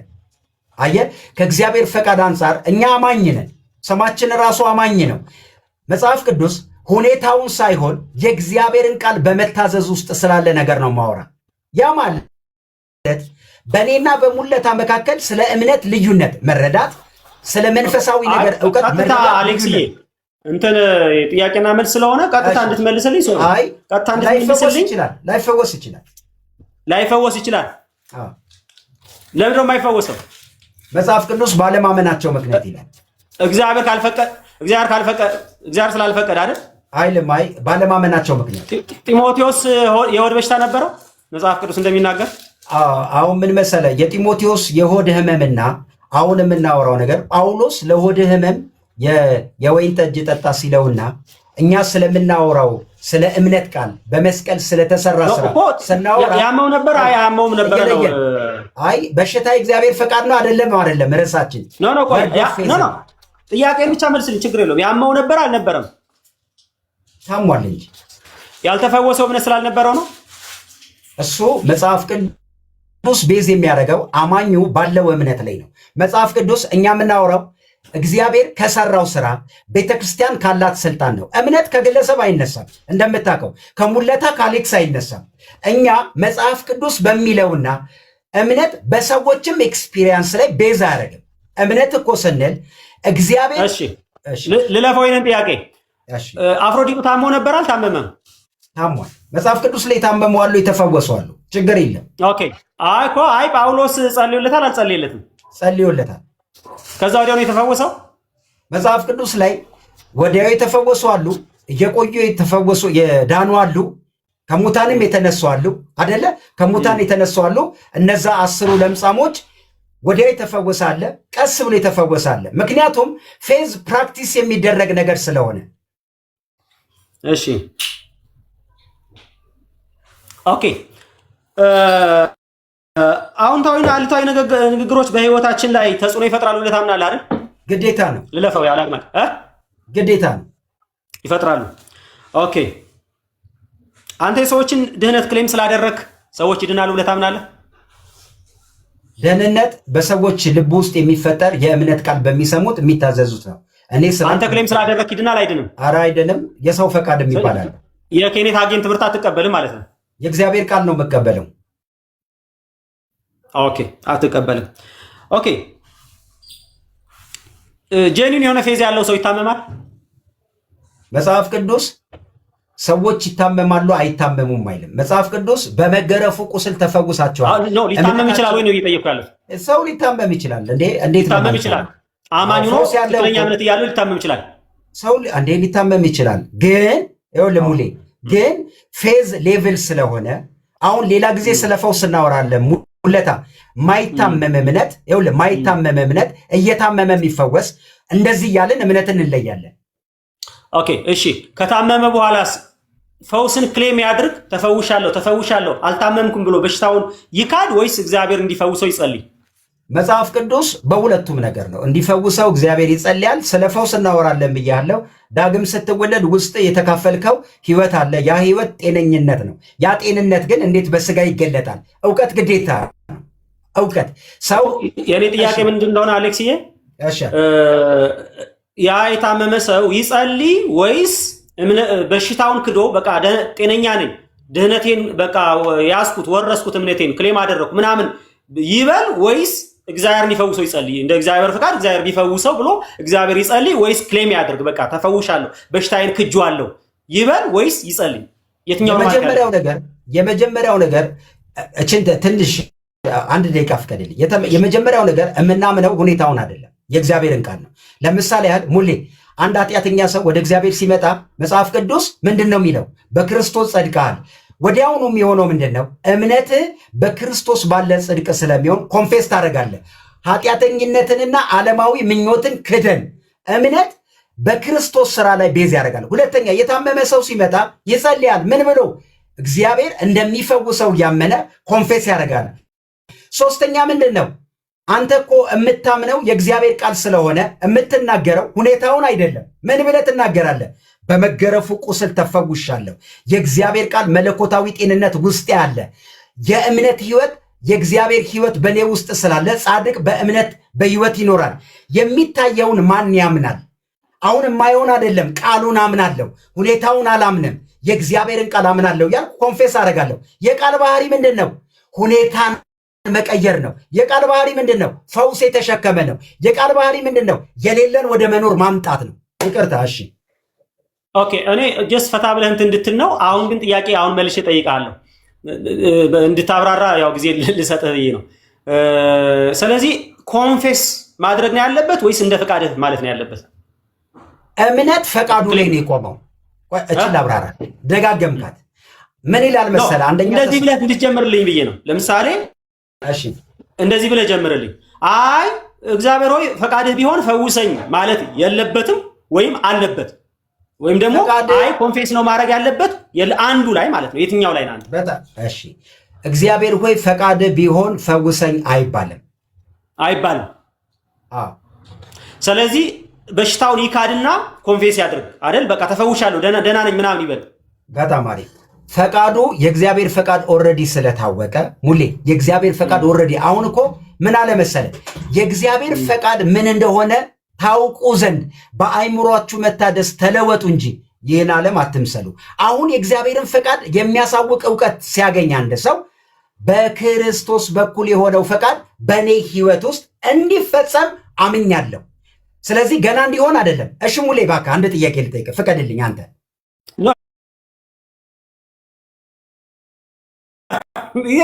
ወደ ሞት ዓለም ነው የምትሄደው። ያለህበት ዓለም የጨለማ ዓለም ነው። ምን ታደርጋለህ? በጨለማ ላይ ብርሃን ታበራለህ። ብርሃን ምንድን ነው? የእግዚአብሔር ቃል እኮ ነው። በሽታ ምንድን ነው? የእግዚአብሔር ቃል። ባይ ዘ ወይ ሙሌ ምን ይላል መሰለ? ለኢሳይያስ እንደዚህ ያለው ለኤርሚያስ ትነቅልና ታፈርስ ዘንድ ቃሌም በአፍህ ላይ አኑሬአለሁ አለ። ቀጥሎ ምን ይላል መሰለ? የእግዚአብሔር ቃል ባህሪ መረዳት እኮ ነው። ይተክላል ይነቅላል ለበለ። ስለዚህ ምንድን ነው የምናደርገው? አንድ ሰው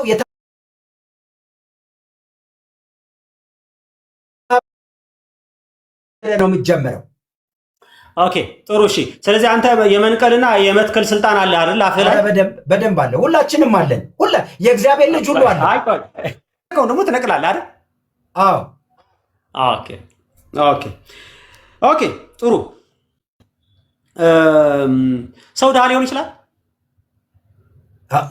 አማኝ ጄኒን ፌዝ ያለው እውነተኛ እምነት ያለው ሰው ያለው ጄኒን ፌዝ ያለው አሁንም ርዕሱ ምን ይሆናል መሰለ? ብቻውን ርዕስ ነው የምናወራው፣ ግን ወርዶ ፌዝ ውስጥ ያለ ነገር ነው። አዎ ተበተነ። ይሄ ወርዶ ፌዝ ውስጥ ያለ ነው። ጥሩ ነው፣ ግን ምን እናድርግ? ርዕስ ራሱን ድህነት የእግዚአብሔር ፈቃድ አይደለም። መጽሐፍ ቅዱስ አንድም ድህነት የእግዚአብሔር ፈቃድ አይደለም። ስለዚህ ድህነት የእግዚአብሔር ፈቃድ አይደለም። ጄኒን ፌዝ ያለው ሰው ድሃ ሊሆን አይችልም። በክርስቶስ ባለጠጋ ተደርጓል።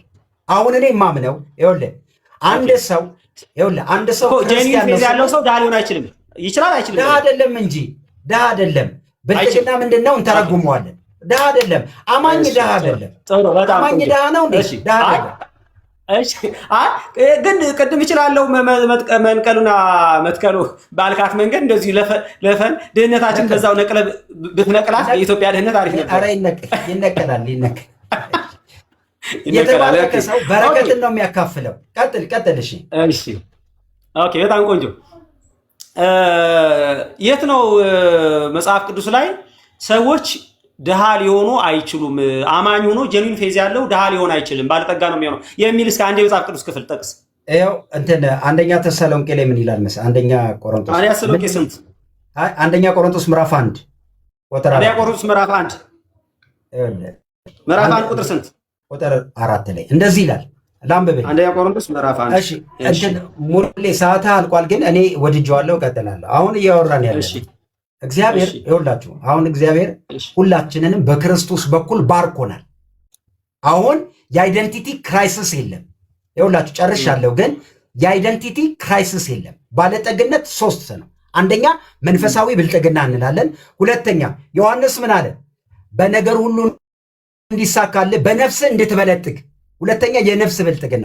ሶስተኛ ቁሳዊ ነው። እኔ ሁሉን ነገር ጠቅልሎ የያዘ ነገር ሰው ውስጥ አለ። ሰው ድሃ አይደለም።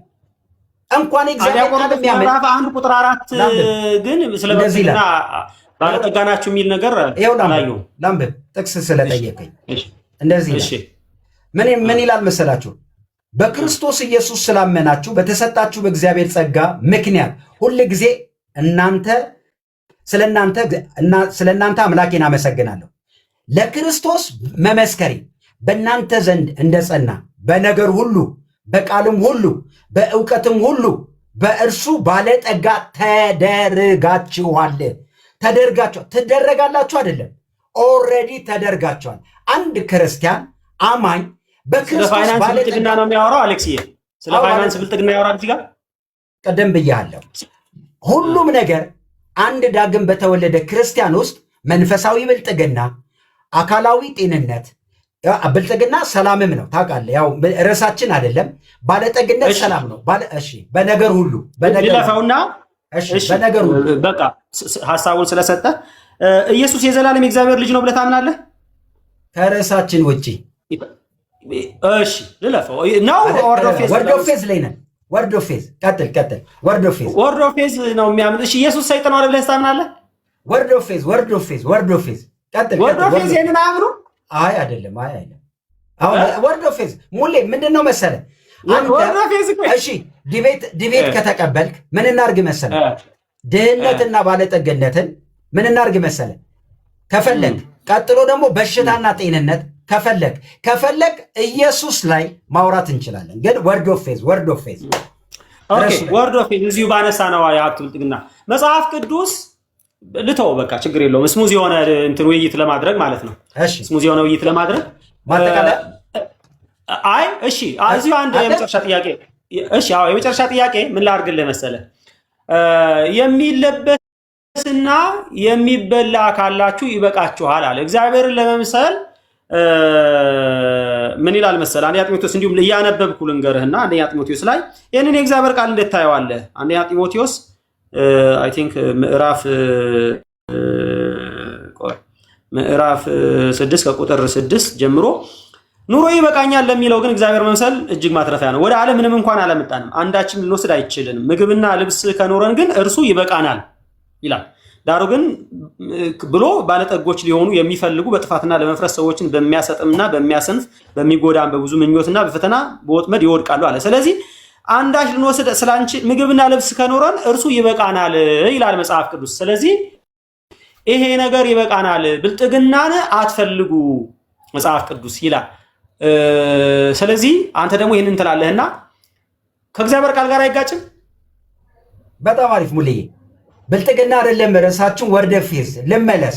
እሺ ወርድ ኦፍ ፌዝ ልመለስ። እንትን ሙሌ ውስጥ ብዙ ጥያቄ አለ።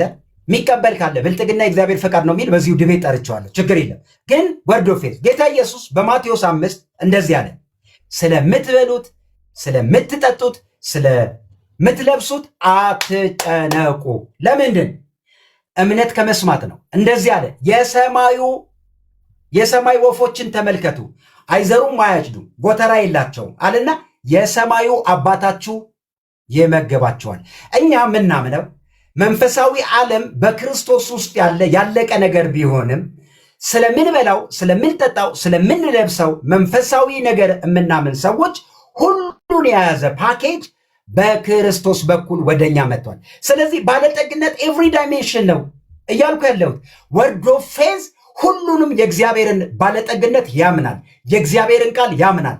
ስሜቴን አላምንም፣ ሁኔታውን አላምንም፣ ሰው ሚለውን አላምንም፣ አገሪቱ ያለችበትን ሁኔታ አላምንም። የእግዚአብሔር ቃል ምን ብሏል?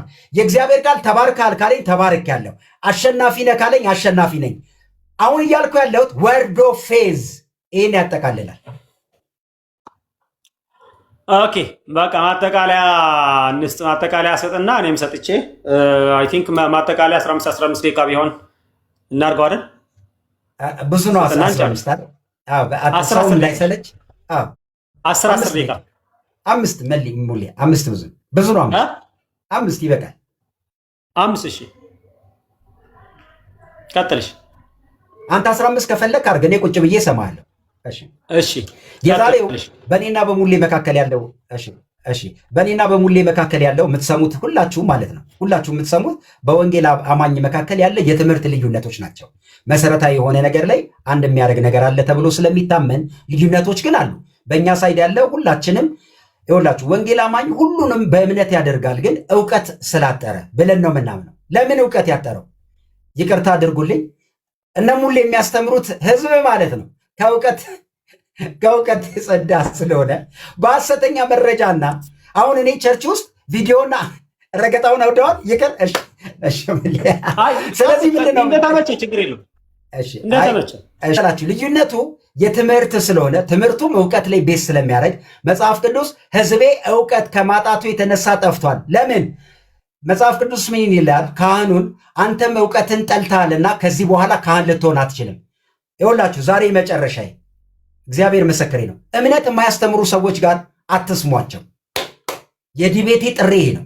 እምነት የሚያስተምሩ የእግዚአብሔር ቃል የሚነግሯችሁ በክርስቶስ የሆናችሁትን እውነተኛው መልካችሁ ማን እንደሆናችሁ እግዚአብሔር አባታችሁ ስለ እናንተ የሚያውቀውን ቤተሰብ፣ አካባቢ፣ አንተ ራሱ የተሳሳተ ሰይጣን የነገረንን እንዳትሰሙ። እውነተኛው ማንነታችሁን ታውቃላችሁ። አንድ ክርስቲያን የእግዚአብሔር ልጅነት ሲገባው እግዚአብሔር አባቴ ይላል። ሰይጣን ጠላትህ ነው። በሽታ ከሰይጣን ነው። በኋላ ሌላ ጊዜ እንመጣለን፣ ርዕሱ ባይሆንም። ነገር ግን እኔ ማጠቃለያ ምን መሰላችሁ? የእምነት ህይወት የክርስቲያን ዳግም የተወለደ አማኝ ክርስቲያኑ የሚኖረው የህይወት ስርዓት ነው። አዲስ ኪዳን ላይ ሶስት ጊዜ የብሉይ ኪዳን ቃሎች ተናግረዋል። ጻድቅ በእምነቱ በህይወት ይኖራል። የሚያኖራችሁ እምነታችሁ ነው። እችን ልጨርስ። ይኸውላችሁ እንደዚህ ይላል፣ ፍርሃት ከሰይጣን ነው። በቃ ፍርሃት ከሰይጣን ነው። ሰይጣንም ከተሳሳተ መረጃ የሌለህን ነገር ሰይጣን ያለህን ነገር ነግሮህ አያውቅም። ሰይጣን ያለንን ነገር ነግሮን አያውቅም። ሐሰተኛ መረጃ ከሰይጣን ነው። የእግዚአብሔርን ቃል የሚነግሯችሁ ሰዎች እውነተኛ መረጃ አለን። ስለዚህ ታምናላችሁ፣ እምነት ውስጣችሁ አለ። ያንን እምነት የሚያሳድግ እውቀት ውስጣችሁ እንዲፈጠር ነው። በዛሬ ዲቤት ያተረፍነው በወንጌል አማኝ አቅጣጫ ያላችሁ መለኮታዊ ጤንነት አጥኑ፣ መለኮታዊ በረከት አጥኑ፣ ስለ ራሳችሁ ማንነት አጥኑ። ስለ ወርድ ኦፍ ፌዝ ከነገርናችሁ ውጪ ሌላ ነገር የለም። ሐሰተኛ መረጃ ትምህርቱን ለማበላሸት የሚመጣ መረጃ ሁሉ ውሸት ነው። ግን ምን እናምናለን? ኮሬክሽን ሐሰተኛ ትምህርት ሊኖር ይችላል። ሐሰተኛ ልምምድ ሊኖር ይችላል። ኦፍኮርስ ይታረማል። እውነቱን ዛሬ በዚህ ፎርም አምጥተናል። በሌላ ጊዜ ደግሞ ወዳቸዋለሁ። በእኔ በኩል ጨርሻለሁ። ሙሌ ቀጥል።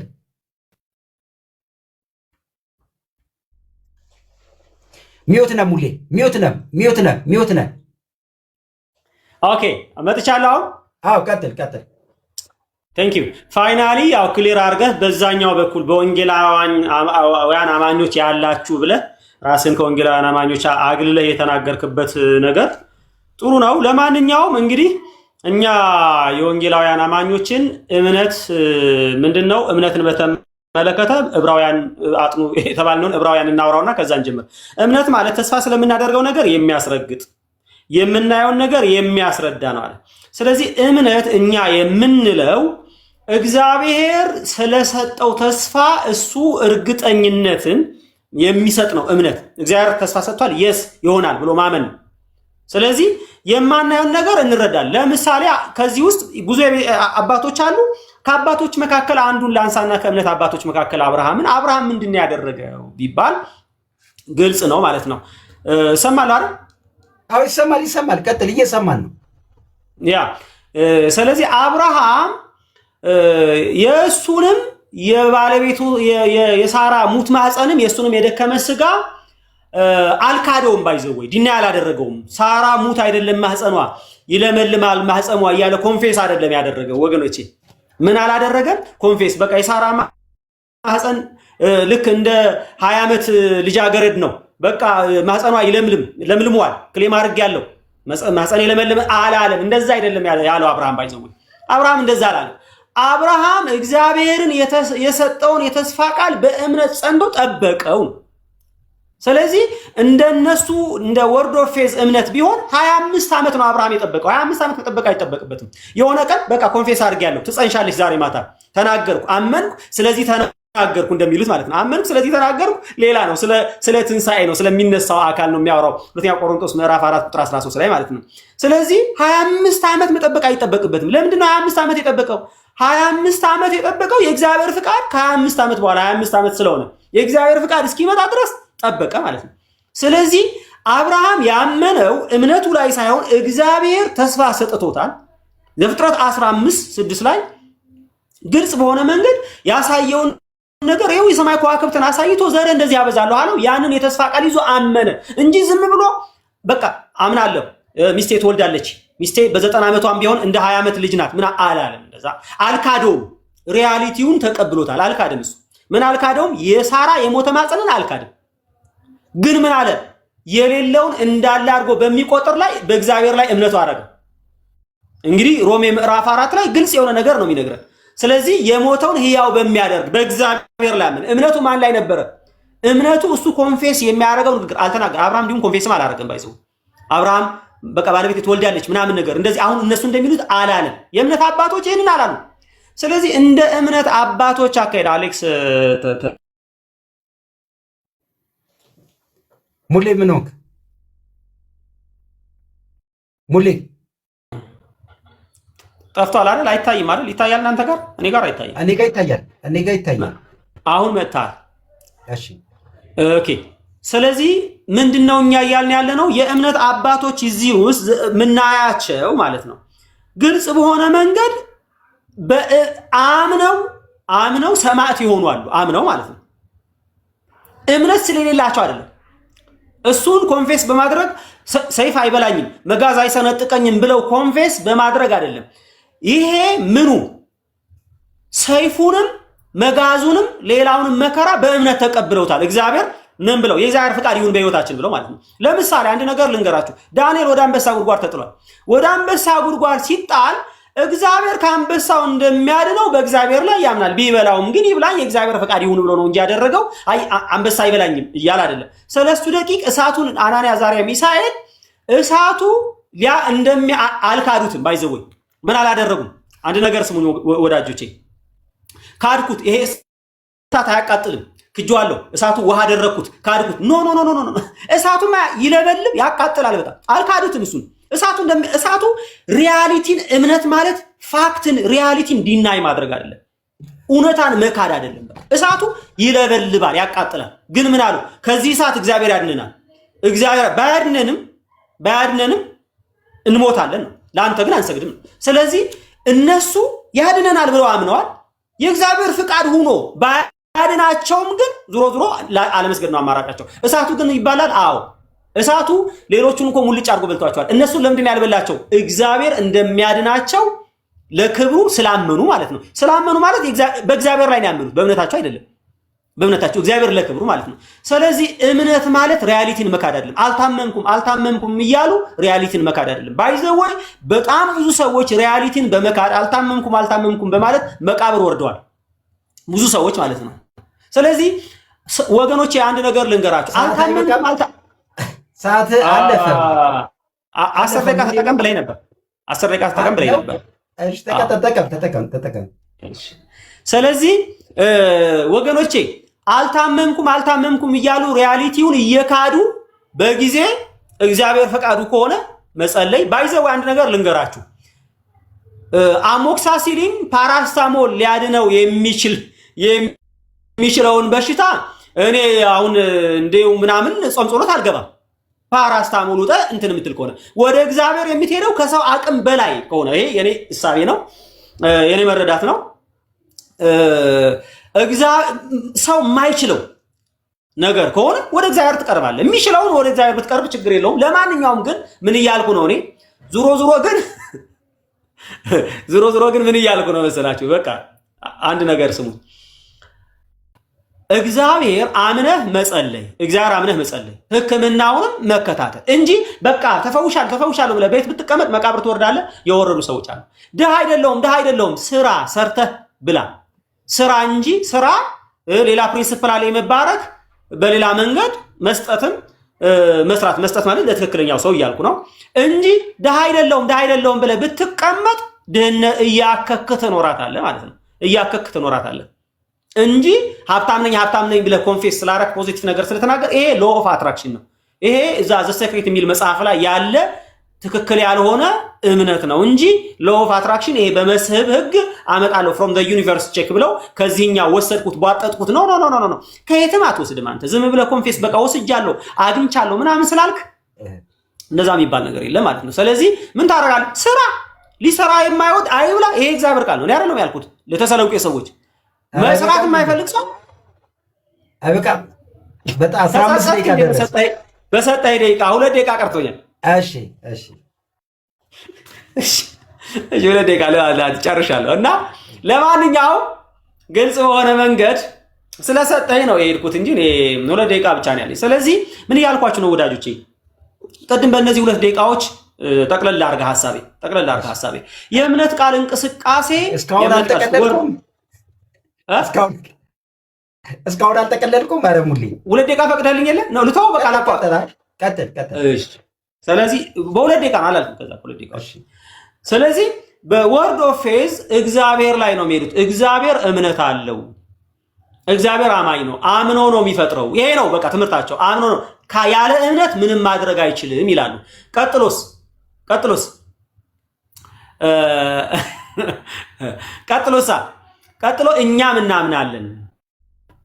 እኛም እናምናለን። ስለዚህ እኛም ስለምናምን እንደ እግዚአብሔር ኮንፌስ እናደርጋለን፣ እንሰራለን ብለው ራሳቸውን ከእግዚአብሔር ጋር ልክ አድርገዋል፣ አስተካክለዋል ማለት ነው። ስለዚህ በእምነት የትኛውም ነገር ብንናገር ይሆናል። እግዚአብሔር አምኖን የፈጠረው በእምነት እኛም አምነን ብንናገር የተናገርነውን ነገር እንፈጥራለን የሚል እሳቤ አለ ማለት ነው። ስለዚህ ይሄ ነው። ቴንኪው ስለሰጠኝ ደቂቃ። እኔ አክቹሊ 5 ደቂቃ በቂ አይደለም፣ 10 ደቂቃ ይሁን ያልኩት እኔ አሁንም በሰቀቀን የሰጠኝም ደቂቃ ሳልጠቀመው ተውኩት ማለት ነው። አንዷን ደቂቃ ማለት ነው። እና ለማንኛውም ጸጋ ይብዛላችሁ። ሐሳቡ ይሄው ነው። አንድ ነገር መጠየቅ እችላለሁ? እሺ። ከረሱ ውጭ በቃ ጨርሰናል።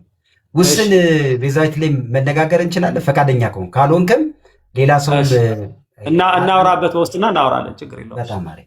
ስለዚህ የሆነ ጊዜ ላይ ስትችል በዚህ ጉዳይ ለመሰለ ቲክቶክ ላይ አለ በጣም ብዙ ሰው ምናምነውን አንተ የምታምነውን እኔ ማምነውን እናውራ። ከዛ ሰው አንተ እንኳን ባትቀበልም ድንገት እዚህ የምትሰሙ ሰዎች ካላችሁ በውስን ቤዛነት ላይ ያለውን ነገር የቻላችሁ ሰዎች አስተማሪ የሆነ ነገር የሚቀበል ካለ አለ። ሙሌ በጣም ነው ማከብር፣ በጣም ወዳሃለው። ቲክቶክ ላይ ካገኘኋቸው ሰዎች እጅግ የተባረክ በጣም መልካም ሰው እግዚአብሔር በሚያውቀው ምንም ፈቃደኛ ደስ ብሎኝ። አሁንም ይህንን ነገር የምትቀበሉ ሰዎች ካላችሁ ባህሪያችሁን ካራክተራችሁን እናያለን። ስድብ ምናምን ወደ ጎን የሆነ ነገር ከሆነ አላረገውም፣ ግን እንደ ሙለታ ስድብ የሌለበት የሆነ ደስ የሚል ነገር ካለ መማማሪያ እንፈጥራለን። ሙሌ በጣም አመሰግናለሁ። የምትለው ነገር ካለ ብለን እንጨርስ። ከእናንተ ጋር በእኔ ሳይድ ያላችሁ ማጠቃለያ እንሰራለን። ሙሌ ሲወጣ ምን ታዘባችሁ? እንቀጥልበታላችሁ። እሺ በቃ ጨርሻለሁ። እኔ የምለው ነገር የለውም። ወንድሞች እዚህ ላይ ገብተው ሀሳብ ይሰጡበታል። እኛም የተወሰነ ነገር በጉዳዩ ላይ ሀሳብ ማንሳት እናነሳለን። ጨርሰናል። አሌክስ እናመሰግናለን። እሺ